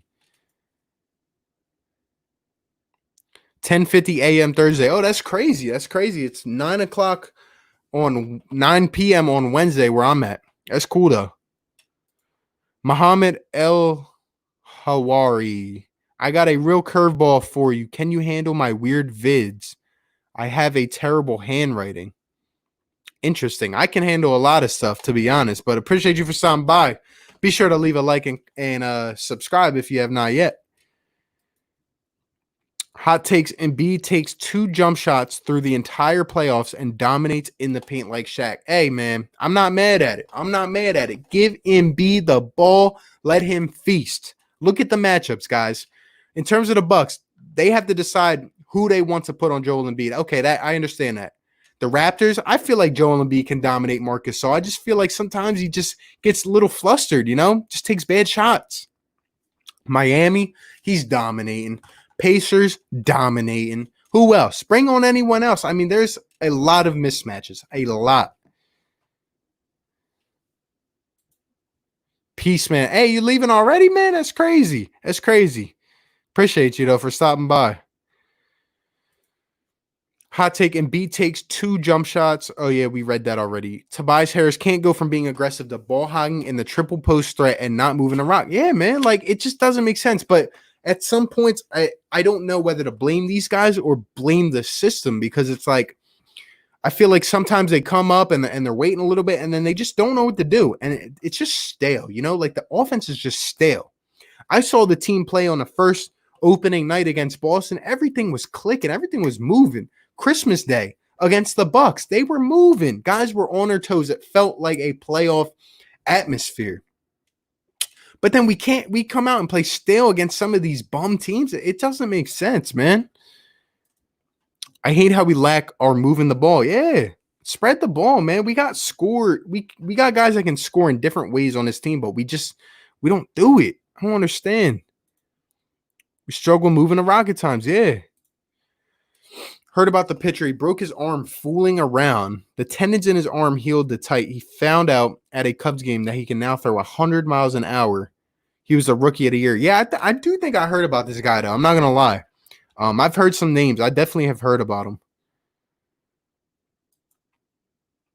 Would you build around Ben or Embiid? I wouldn't choose either one, but if I had to, I would probably go with Ben Simmons, given the tempo I've seen, given how this offense, I think, could run with the right shooters in place. But then again, like if I picked Ben, we'd have to get the right pieces around him, So there's a lot of factors that goes into it. Ben Simmons and Joel Embiid will play well together. Al Horford plays 18 minutes a game. I hope they play well together. And to me, Al should play a little more than that if he's on his game. I think he should be at least mid-20s in terms of minutes a game. He doesn't have to start, but when Embiid is now on the court, and I understand, like, they might have to play some minutes together, but they can't be playing a majority. They can't be playing 75% of their minutes together. It's just not going to work.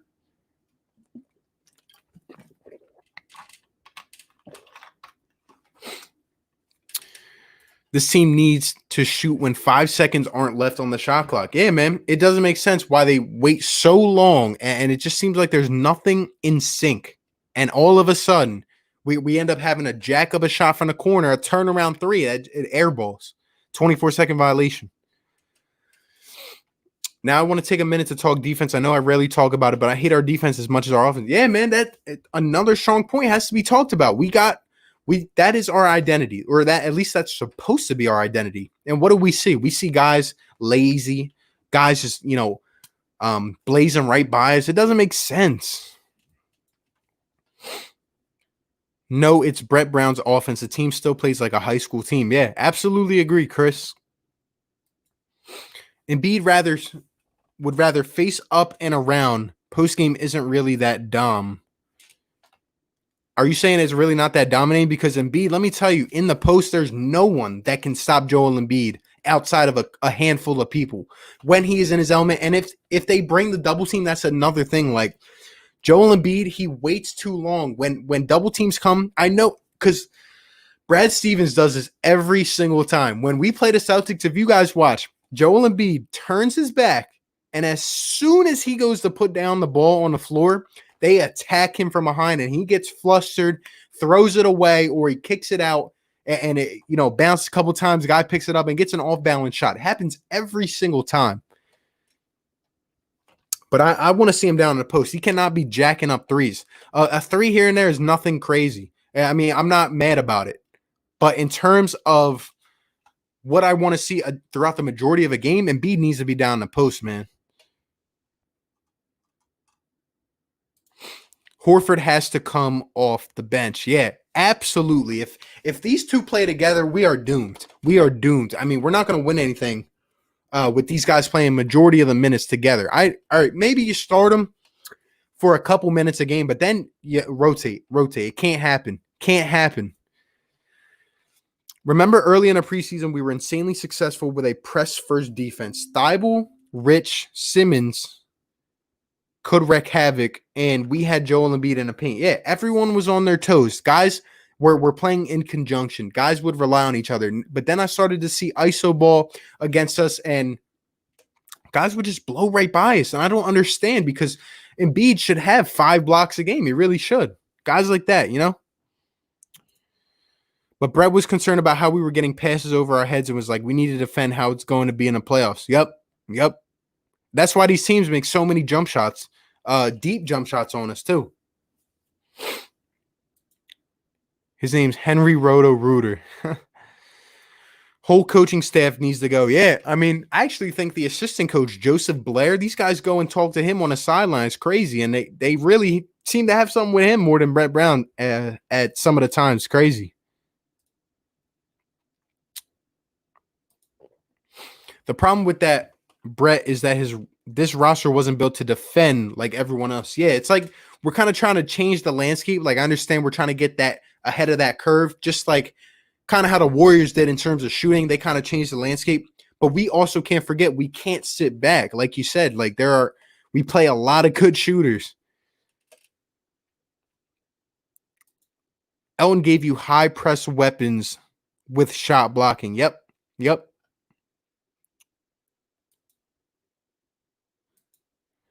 Use what you've got to fulfill their potential, which is a press-first defense, even if we get beat back every other time. Yeah, we cannot be giving up as many threes. We got to press up on these guys.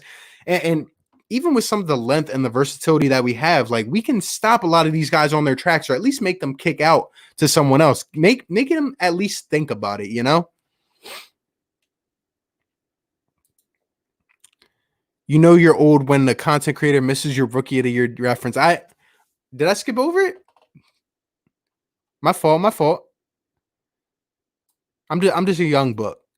What about Brook Lopez and Robin Lopez? Do you think Embiid can beat them both at the same time? I don't think really they'll be playing that much together, but I think Embiid can handle Brook Lopez. But the thing is, you see, this is a perfect example. I'm glad you bring up Brook Lopez because what did Brook Lopez do? A couple years ago, the guy never shot a 3 in his life. And then I'm sure Mike Budenholzer, being an offensive, dominant coach, went up to Brook and said, hey, with the offense we are running, we need you to get a 3-point shot. And what did he do? Now he's one of the best centers shooting threes in the league. It's crazy. This guy can knock down from the corner like Brook Lopez.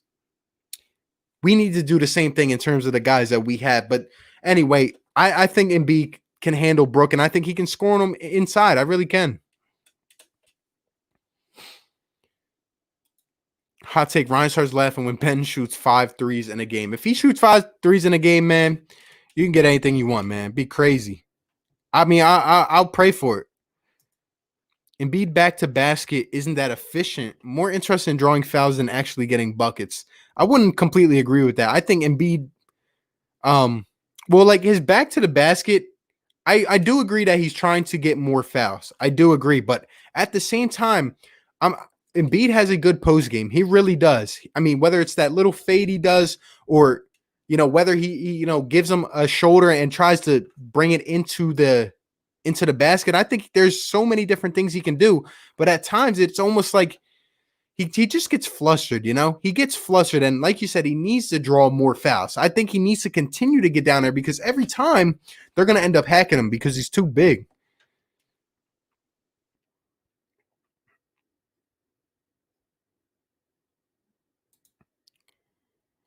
But it's a part of his game, and it makes him lethal. I do agree that I'd like to see him play a little less to contact. Yeah, I agree. 5 Eagles fans in New Mexico having dinner here listening. They all say hello. What is going on? All the Eagles fans, we're definitely going to get an Eagles stream up in here in a couple days. Appreciate you guys tuning in all the way from New Mexico. Been watching some of your content. Let me know how that's going. Appreciate you guys, though, for tuning in. Heath McDaniel says Horford and Embiid should not be on the floor at the same time. I absolutely agree. It just cannot happen if we want to get the most out of the talent of this team.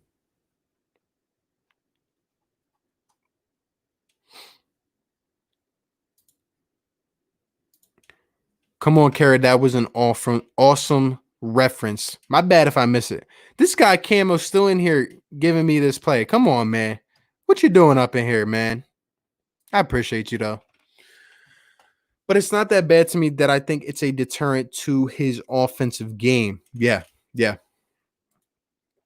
Hot take, point guard Ben, shooting guard Shake, Glenn Robinson III, Tobias, and Joel Embiid. Bench Jay Rich, Al, Zaire Smith, and Mike Scott.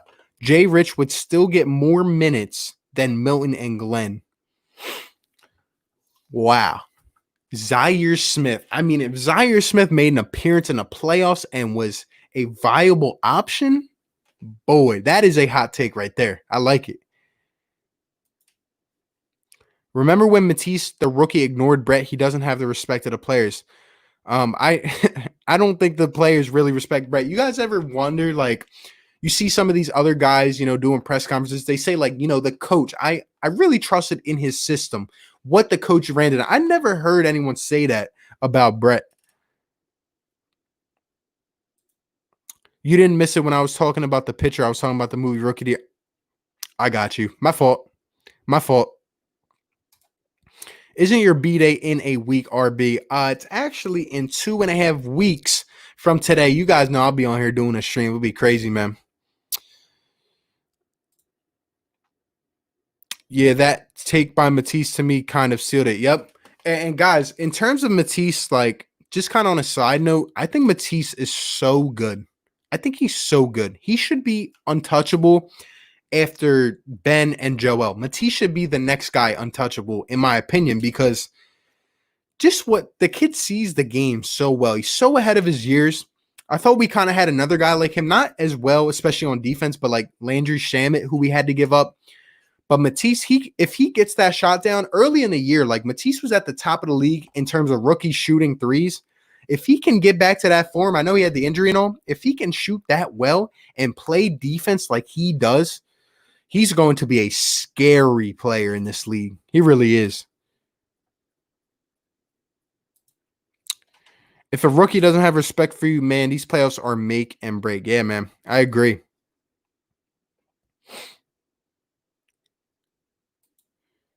In a top hat, or at least should be make or break. Who knows with Josh Harris, who we went to town on the other day for that stupid merger proposal. Man, don't even get me started on that. Oh man, whose is the 17th? I think that's 4 for 4. I'm not sure though. Nobody mentioned Tobias Harris this whole time. He's so underdeserved. In terms of Tobias, man, what it comes down to is like He's getting paid more than he should be. We know why. My opinion on it is that we didn't want to lose both him and Jimmy Butler, so we kind of paid an excess to Tobias. When everything's clicking and he's on his game, he can be almost, to me, a max player, but it's just not consistent enough. And maybe, we saw him with the Clippers in that last run before he got traded. We kind of saw how he kind of approached the game with the Clippers. I mean, they just had a lot of like adequate pieces, like bench pieces, and they kind of let Tobias take over that offense last year. And with Doc Rivers, Tobias had that aggressiveness, but now it's like, I don't know. Sometimes he doesn't get people involved. Sometimes he's just too idle. Like, I just got to see it more consistent, but Tobias can be a key piece to this playoff rotation. If he's stepping up and he's averaging 20 or more a night, he can be very, very efficient and very, a big part of the Sixers' success in the playoffs, in my opinion. But he's got to be a little more consistent. How old will you be? I'll be 21, my guy. 21st birthday, man. Who's going to be the James in these playoffs? Man, just how I was saying there's going to be some sleeper teams, I think there's also going to be some sleeper players. If I had to give a reference similar to that, I guess it would be Giannis, maybe a Kawhi Leonard, but don't be surprised if you see some of these other guys step up. A mononuclear take with Zaire. I actually have a hot take about Zaire. He actually has shown not only good passing touch, albeit in the summer league, but he has Ben Simmons-like court vision. Yeah, he's got potential, but I got to see, and he's got to stay healthy, But knowing the Sixers, I mean, I don't know what their plan is with him. I'm still mad that we traded Mikal Bridges on draft night because I loved him. How old will you be in 2 weeks? I'll be 21. To me, Zy Smith is the one who should be experimented at the point guard position. Think so? Over the 8 games? Be pretty interesting. Put him at point guard. His natural explosiveness will allow him to get to the rim, and people compared that athleticism to a Russ. Yeah. We could try it, though. We could try it. Thoughts on Danny Green, decent 3-and-D player. I love Danny Green. I wanted the Sixers to go after him in free agency. But yeah, I think he's a vital piece to any roster. I just like what he brings to the table. We saw a couple games last year. A couple games he really didn't do much in that Sixers-Raptors series, but Danny Green can hurt you, man. Got to split. Everyone have a good night. 21 is a good one. Enjoy. Appreciate you, Murph. Appreciate you for tuning in, my guy. Definitely come back Friday. We'll have another stream, but appreciate you, bro.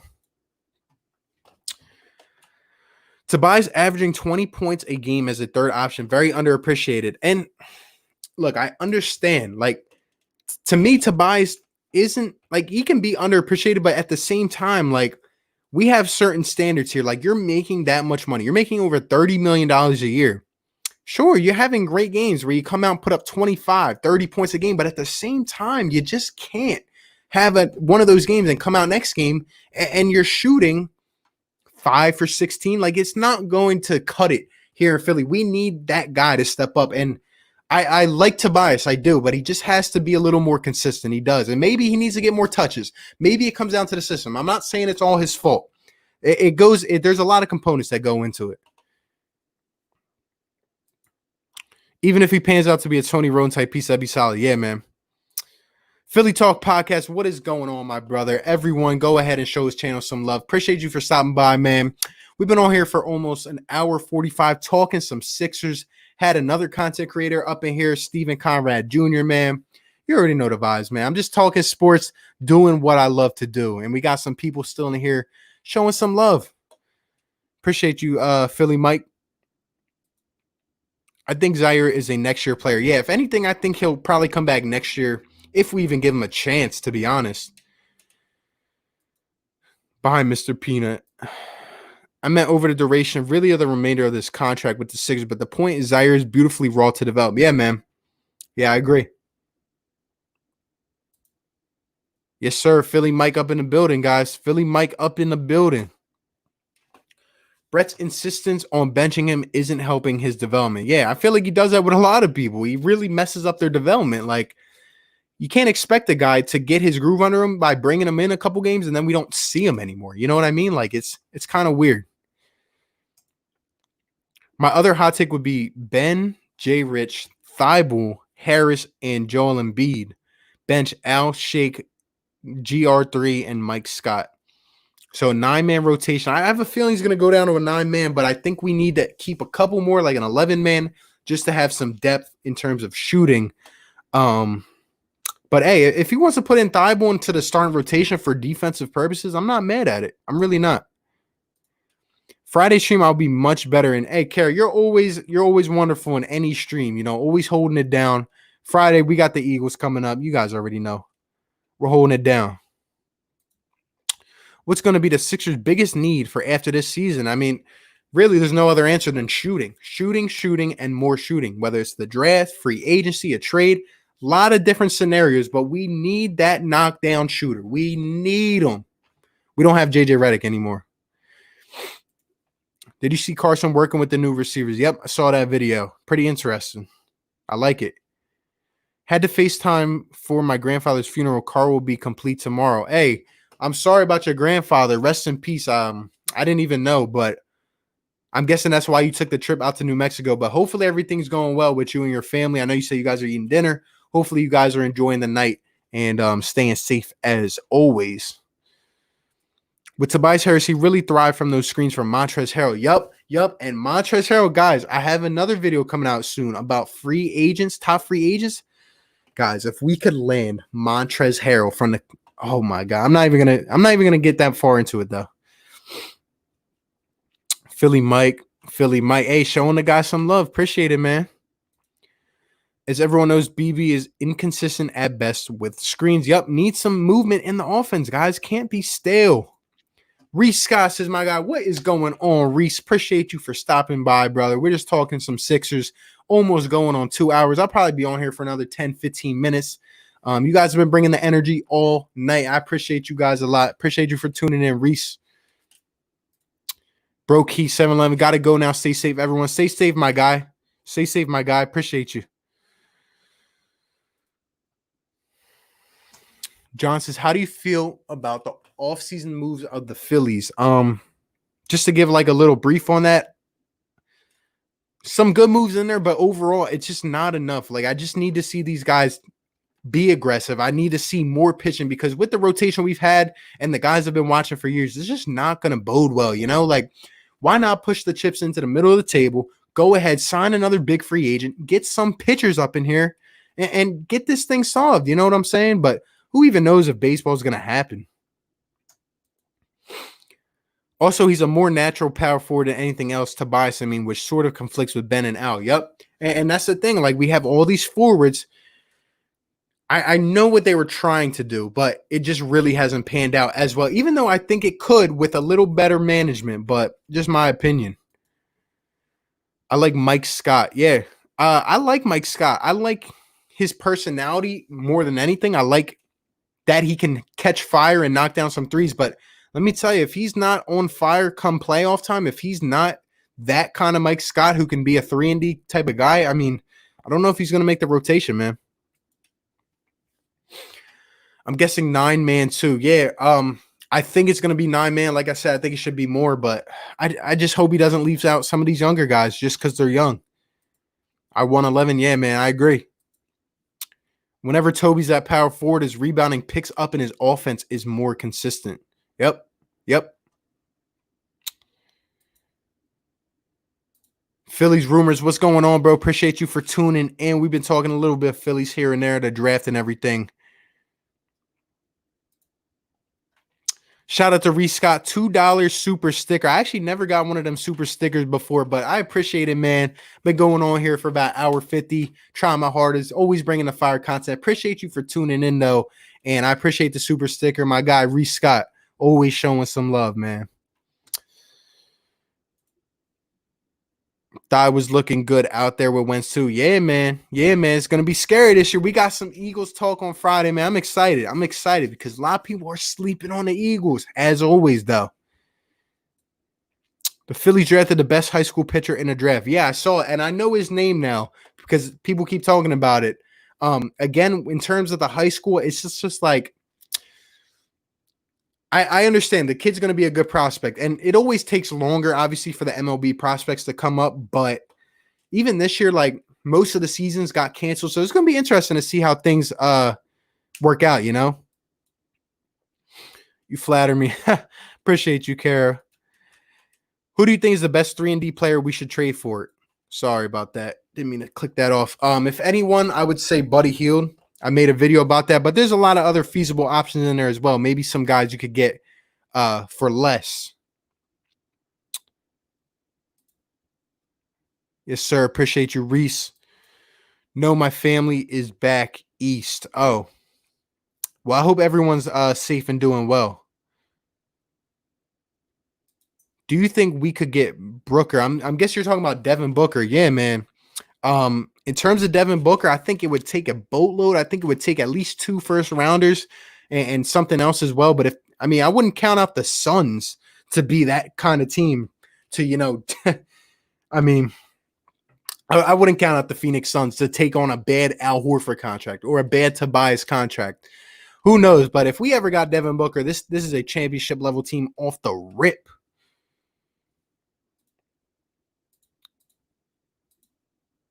If we finesse the Suns to get Booker and keep our best players, yeah, man. I don't know if it could happen, but it would be pretty crazy.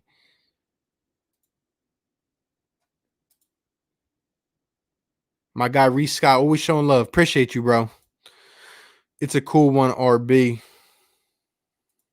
Mick Abel. Yep, that's his name. I'm going to look up some more on him after this is done, but I'm glad we addressed pitcher. That's what I'm happy about. That Phillies need pitching, and it's been a yearly thing, a yearly rant every single year. I'm sure I'll be doing Phillies videos talking about it, but we just need pitching, man.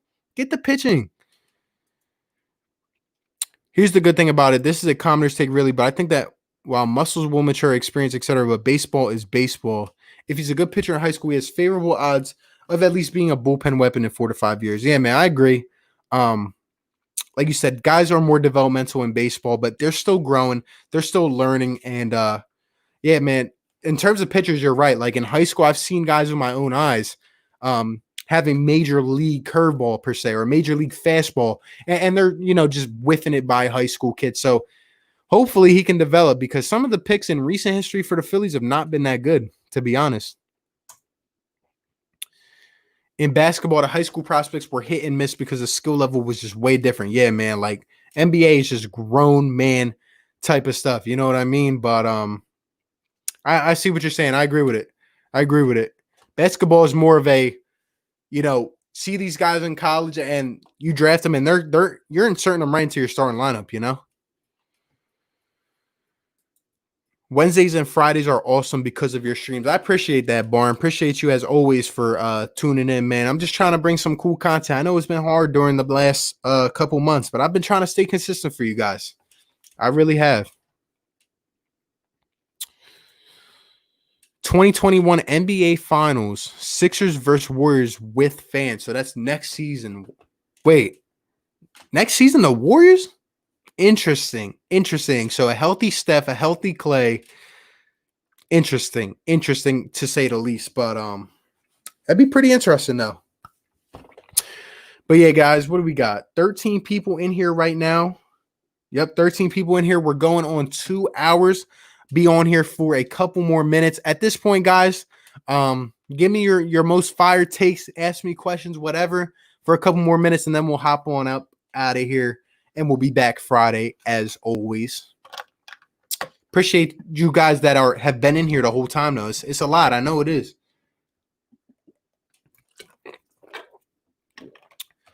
And I appreciate Steven as well for coming on here. He's a great content creator, guys. He actually hit me up. It's crazy. Like I said, I used to watch his stuff before I did YouTube. So it's cool that he got up on here with me. And we're definitely going to be doing more. He's very insightful though. I forgot about tonight's Until It Happened, LOL. Yeah, just wanted to throw in something midweek, do the Wednesday and a Friday stream for now. I mean, I got the software now. I mean, mine as well, Mine as well. Have a good one, bro. Heath McDaniel, appreciate you for tuning in, man. Like I said, everyone that's been tuning in, appreciate all the support, guys. We're on the road to 2K. On the road to 2K. Got about 150 people to go. Some cool things coming when we hit 2K subscribers, though. For real, though. Oh, I see. The comments, they come up a little bit quicker on my phone than on here. By the way, guys, if you've been in here for a while, has my connection been good? Because last stream, I know there was a storm and everything, so it was kind of, off and on. But yeah, man. We got to get Brooks this offseason. It needs to happen. Hey, man, that would be the blockbuster of the last 5 years, to be honest. It would be crazy. Hot take, RB hits 2,000 subs within a month. Going to keep saying it until it happens. That would be crazy, Barm. Hey, if that happens, man, and then basketball comes back, we are taking off, guys. We're taking off. Gangrene David, you seem like you're my age. You also seem like a real chill dude. Keep up the good work. Hey, appreciate you, man, for being in here. Actually checked out a couple of your videos, and I saw you had the collab with Joey Shakes as well. So appreciate you, man. I respect you being a Jets fan. Hey, if you ever want to work together, I know you follow me on Twitter, I believe. Hit me up, man. We could get something going. But appreciate you and your work too, for real, man. Yes, good. All right, appreciate you, Reese. Thank you. Thank you. Who do you think is the most overrated player on every MLB team? Wow. I mean, you want me to go crazy right now, right? I can't even do that right now. I'll give you a couple. Actually, if you want one, give me a team and I'll tell you. Because there's a lot of players on MLB rosters. But let me see. What are your thoughts on Wentz working with some of his wide receivers in Houston? It's great, man. Build up that connection. Build up that chemistry, right? Got all these guys in here. And we are the only team, like I said, returning with the same system in the NFC East. Let Wentz get this handle of these receivers. Timing is a huge thing. We saw it last year. Guys running bad routes, guys not having timing with Carson Wentz. A lot of people were quick to turn on Carson Wentz, but in reality, when the film was slowed down, we saw guys like J.J. Arcega-Whiteside, not even running the right route. So overall, I think this will definitely help establish it over time, depending on how they continue to do these OTAs and everything. And it just gets me more hype for the season, man. Stay home. Yep. Every team, right, Kara? I'm like, dang, you want me to go crazy up on here? Maybe I'll make a video about that one day. Gangrene David, oh, without a doubt, I found you through your Jalen Hurts reaction video. Yeah, man, appreciate you. That thing is like at 95K right now. Crazy. I had started Sixers content in December. I did one Eagles video after the playoff loss. And then I just started doing Sixers, and that's kind of how I grew to 300-400 subs.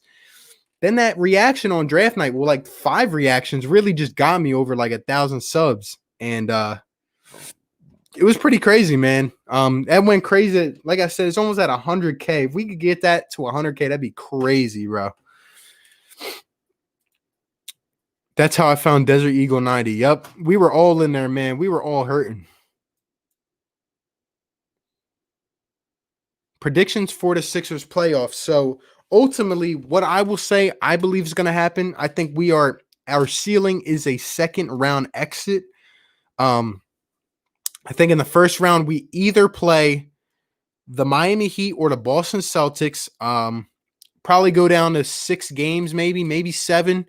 I could see us winning that first round series, but ultimately in the second round, I think we either end up playing Toronto or Milwaukee, and I think it stops there. Brett's on his way out, and we finally get some relief, man. That's what I think is going to happen. Let me know what you think, though.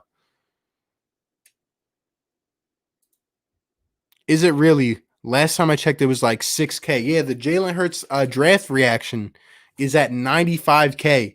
And a couple of my other ones, like this one with the Cowboys, is at 45K. A couple other of them are, going crazy still. Every day, guys, I get Cowboys fans that still comment on my draft reaction videos. It's crazy. And even I have this one Redskins fan who's been coming at me, and he keeps commenting because I won't reply to him.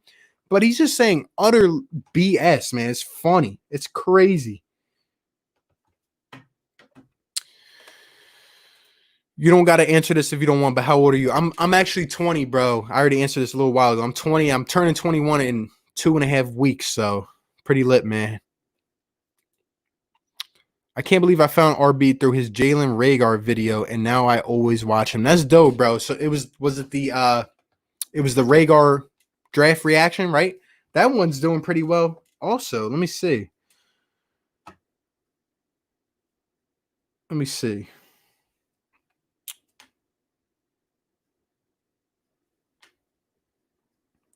Yeah, so the Jalen Hurts is at 95 or 94K. The CeeDee Lamb one is at 46. The Cowboys one's at 47. The Jalen Rager is at 12K. It's crazy, man. It's crazy because I remember that night I was doing something. I barely even got home for the draft, and I didn't feel like doing a video that night about all the draft picks together. So I was just like, I'm going to just record myself. And it worked out for the best.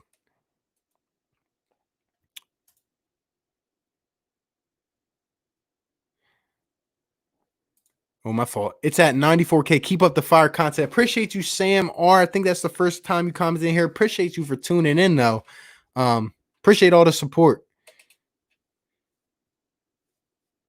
I think some dudes are hitting on you, given all the birthday questions, just saying, hey, man, I mean, I'm not going to lie. I'm kind of a good looking dude. Nah, let me stop. Can't wait to see Wentz and D-Jack's chemistry on the field again. Wentz and D-Jack's chemistry week 1 was insane. Hey, I've been calling it, man. D-Jax is going for another 2 touchdowns, another 150, man. He's going absolutely nuts. He loves to burn these old teams, his former teams. Everyone thinks D-Jax is kind of getting up there in age. Let me tell you something. D-Jax is going to have a heck of a year. I'm straight, my dude. How old are you, Gangrene, if you would not care to share? And what is it like being a Jets fan, man? I can't even imagine. No offense or anything. 47K, yep. Yeah, it was the draft reaction. I was looking on input for the pick, and now I'm sub. Appreciate you, Barm. You've always been a real one. Every video, always showing love. All right, everyone, going to get going. Appreciate you, Philly girl, for stopping by. As always, be back Friday for the Eagle stream. You already know the deal, but I appreciate you for tuning in, being here for so long. Hopefully everything goes well with you. And you guys already know. Go show her some love. The Redskins guy, yeah, he is a nut. He is a joke. He's trying to tell me that D-Jax is injury prone just because he's upset. It's crazy. I found RB on one of Philly Mike's live. Yeah, Philly Mike's my guy, man. He found me when he had about 1.8K subs, and I was at like I was at like 180, and I did this video with the Sixers and Heat. First one that popped off, and like DJ Eastwood and Philly Mike, they all just started hitting me up and showing me love. So I've always appreciated Mike, always willing to collab. Heck of a dude, man. No sleeping on D-Jax. Nope, not at all. Not at all. D-Jax is going to burn the field. Absolutely. I just turned 21 a week and a half ago. And it's brutal, especially for someone that goes to games almost all the time. Hey, man, that's awesome. In terms of turning 21, I'm almost there, man. Almost there. I think I saw you at a birthday stream, right? I'm gonna be doing the same thing. Hopefully, everyone comes out to show me some love. But yeah, in terms of going to the games, I've respected though. Like you take your team, even if they're not doing the best, and you turn it into something positive. I like it, man. I respect that so much. Always willing to talk to other content creators as well. D-Jack's going to ball out. He's so mad. People are saying he's washed up. Yeah, he's on a mission. I'm telling you. This pandemic is hurting all of us young folks. Can I still call myself young at 28? Hey, Super, you're 28, man? I did not know that. And I thought you were a lot younger than that. But that's not even old. I would say you're young at 28. I would say you're in the prime years, man. You're in your prime. Looking for that $100 million contract. I knew Spencer Torkelson was going to the Tigers. He's going to MASH. Yeah, he is. I'm actually going to catch up with the MLB draft in a few minutes. Let's see. If not superhero, I'm screwed because I'm 28. Got a bunch of 28-year-olds in here. Offense is going to be lethal. Definitely. We're going to be scary. And so is our defense. Don't sleep on a D either. I'm hoping Rager will be like D-Jax in the future. Hey, He really could. And both of them guys together this year paired up, man, with what we can do as well under across the middle as well with Goddard and Ertz. I mean, Miles Sanders, we have so many weapons, guys, but it's going to be crazy. We'll talk about it more on Friday. At this point, we're at 2 hours and 4 minutes. 10 people in here. I want to say that I appreciate everyone that's been in here for a majority of this stream. Like I said, guys, we got more content creators coming on soon. When I hit 2K, I'm going to bring some of you guys that want to come on a channel up on here. So I'm trying to get to this 2K.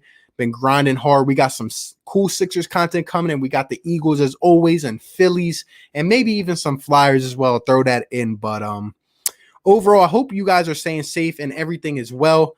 But in terms of everything else, guys, things are getting better. We're seeing things starting to get better. I mean, even where I'm at, they just lifted the stay-at-home order. A lot of things are coming together, and it's going to be pretty special. It's going to be pretty special to see how everything revolves in the next couple weeks. But overall, guys, I'm excited. We finally got some sports coming back next month.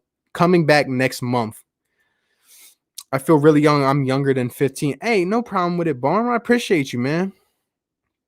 You're the first video maker I found that's actually my age. That's awesome. Make sure when you celebrate your 21st, use the drinks to the best of your advantage. Hey, no doubt about it, my guy.